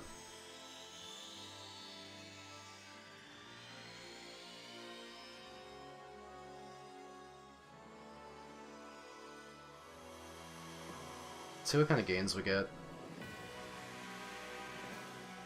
I haven't used Ike very much, honestly. Ike has been, like, surprisingly just, like, on the sidelines for my whole playthrough.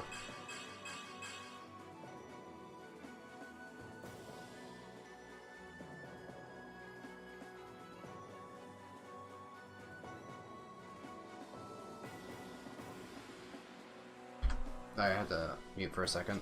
Alright, skill set is full, remove a skill. Oh, we're getting knee heal for free, but so we need to remove something? Is that what's going on? Oh, my capacity is at 80. I am super ahead of my capacity here. I have to remove both Pass and Daunt then, right?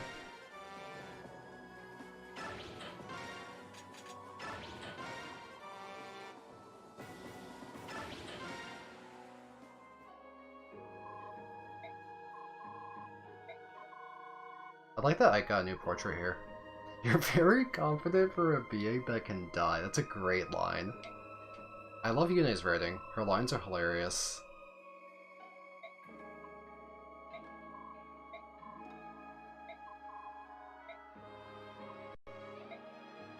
Yune bullying everyone into teams is kind of funny, but we haven't even settled the reason why they're all fighting each other. Oh dear. Why is Sigrun not only a force to play to several chapters, but forced in Micaiah's army? What do they think this unit is? That's weird that that's forced. They're putting Skrimir in Micaiah's army? They're just picking at random at this point, aren't they? Actually, why is Raphael in real army? Shouldn't Raphael be in the silver army? Aren't all of the herons in the wrong spot here?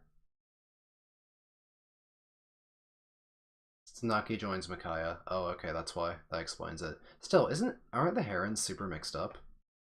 Wouldn't it make more sense to... Whatever. I guess Lucia finally shows up. Valencia's Hawk Army. Why is Taronio locked to Hawk Army as opposed to... Yeah, I think that Yune is just trolling with these deploys.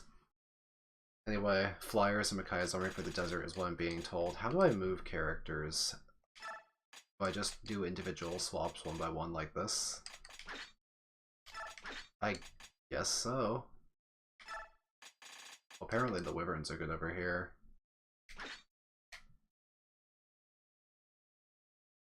So Ike's army is good for Cavaliers? Okay, I can see that. It looks like he has Titania and Oscar. That's pretty much already going to happen. I like how Soren is locked because he can't leave his boyfriend. It's mildly funny. Otherwise, the strong Lagoos look like they were just kind of like distributed for me. Lyre we'll treat as a super weapon, right? Lyre is probably insanely strong. Nephany is insanely strong. These are units that could carry. Let's like look at our distribution figure who could carry, because Wyverns and Micaiah's army, they can carry for sure. They can go crazy mode. Edward could go to Hawk Army if apparently that's good for training projects.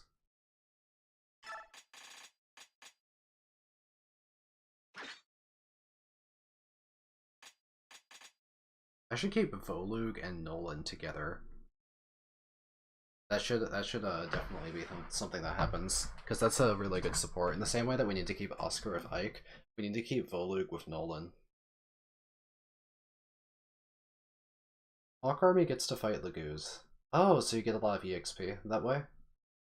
So then Edward has to go to Hawk for sure.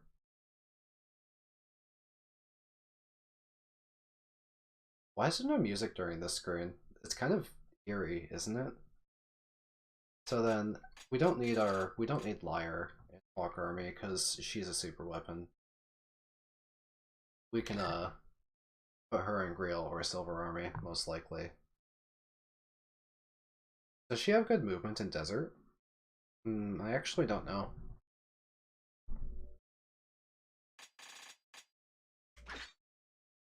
I think Nolan should also go to Hawk Army if we're putting training projects here. So like we'll try and train like Nolan and Edward, get Dawn Brigaders that I caught up, and as a consequence we can also send Volug there to keep the support going with Nolan. That tracks, right? That makes sense. I think that makes a lot of sense. The Goose being good in the desert would be a justification to put Hawks over there, because the Hawks are usable without any like real gear or anything. They're just like out of the gate, like okay stats. We can have the Hawks fight. I feel like there's a lot of good stuff for Silver Army then. We have like this Lagoon, we have double Wyverns, we have some backup Hawks, and we have Lyre. This is actually maybe too powerful. Maybe we should put Lyre in Grail Army, because we put all of our power in Silver Army at this rate. These are our three best units, aren't they? Because then what's left for Grail Army? Let's give Grail Army one super weapon. We could give him Lyre. But we could also just focus on training Ike. Ike should get a lot of EXP. And they have Nyla. So Ike, Nyla, Titania, Shinon, Oscar is already like... Lyre is... yeah, no, Lyre is insane. I guess that maybe T-Baron can keep Nephany, because we want a non-strong T-Baron unit. And if we bring Nephany, we have two strong units, right? And then we can just focus on the training projects while the strong units can carry. That sounds reasonable. There's a lot of people you could get Paragon. Keep in mind, we're down to Paragon because we killed Astrid. We only have 2. So we need to be careful with the Paragon usage. But you can share base camp, right? Can you just freely move Paragon back and forth? Because if you can freely move the Paragon, it's going to be really easy to use.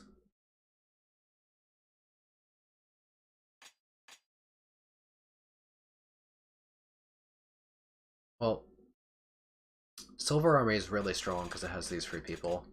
Ike Army is Ike, Nyla, has a higher quantity of people. They're less cracked, but... Where's Reese right now? Do we need a healer anywhere? We shouldn't have a Reese be with Grail Army, we should move him. It looks like Hawk Army has... Oh, I see, every army has a staff bot in it. If you look at that, there's Mist, there's Alencia, and there's Micaiah. Okay, well because mages can move through the desert, and I want to have the Reese Lyra support for jokes, I'm just going to move Reese over to Silver Army. Kind of just because I can. No other particular reason.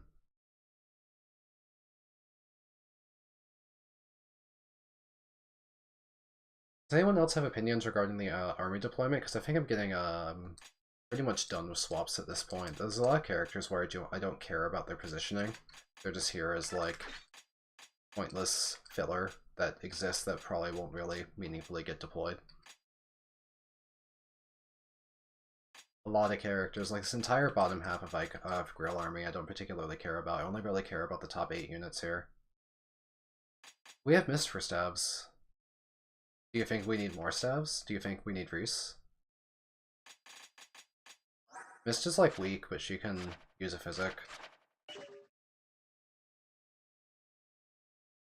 Mist is the worst staff unit. That's fair, because Micaiah has really high staff magic for staff range, and Alencia has really high mobility, so I actually really like that argument. I think that Silver Army is overrepresented right now anyway.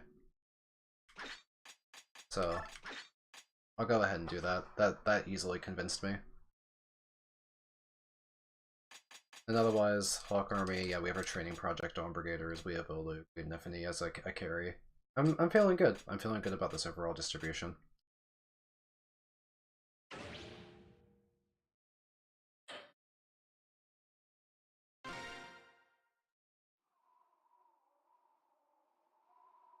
Lyra sister, sorry, I don't recognize Leaf. Lyra's more important. I need to save so I can stop streaming. I have plans for dinner. I'm cooking for the family. I was just so caught up in the cutscenes and enjoying character distribution. I'm gonna read this cutscene a little quickly, I think.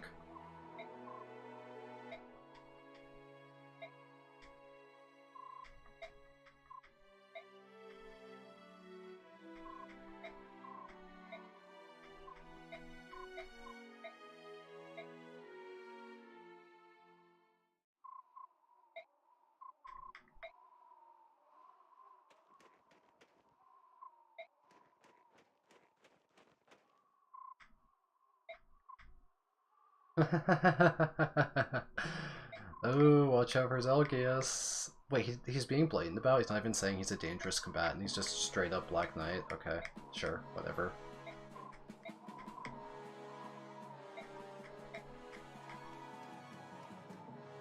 No, I think they just let you share convoy in base camp because it would suck to not let you do that. The sending stones you can also... I think you just can send them money. You have like Venmo. The sending stones have apps. Okay, I gotta cut stream here. I have to go make dinner. Ashura, the goddess of order, has awakened. Her righteous So we are... Sorry, Dolphin. Goodbye. We're heading out. Thank you so much for watching. I've really enjoyed beating part 3, and I'll probably just go on and start part 4 tomorrow because I'm having so much fun. I have a lot of momentum right now. I don't want to slow down, like make videos. I just want to keep streaming, so I'll beat all of Radiant Dawn. I'll keep streaming. I'll probably, I don't know how many more chapters there are. Maybe like 5 more streams. I just made up a number. And we'll beat the whole game. Alright, I gotta run. See ya.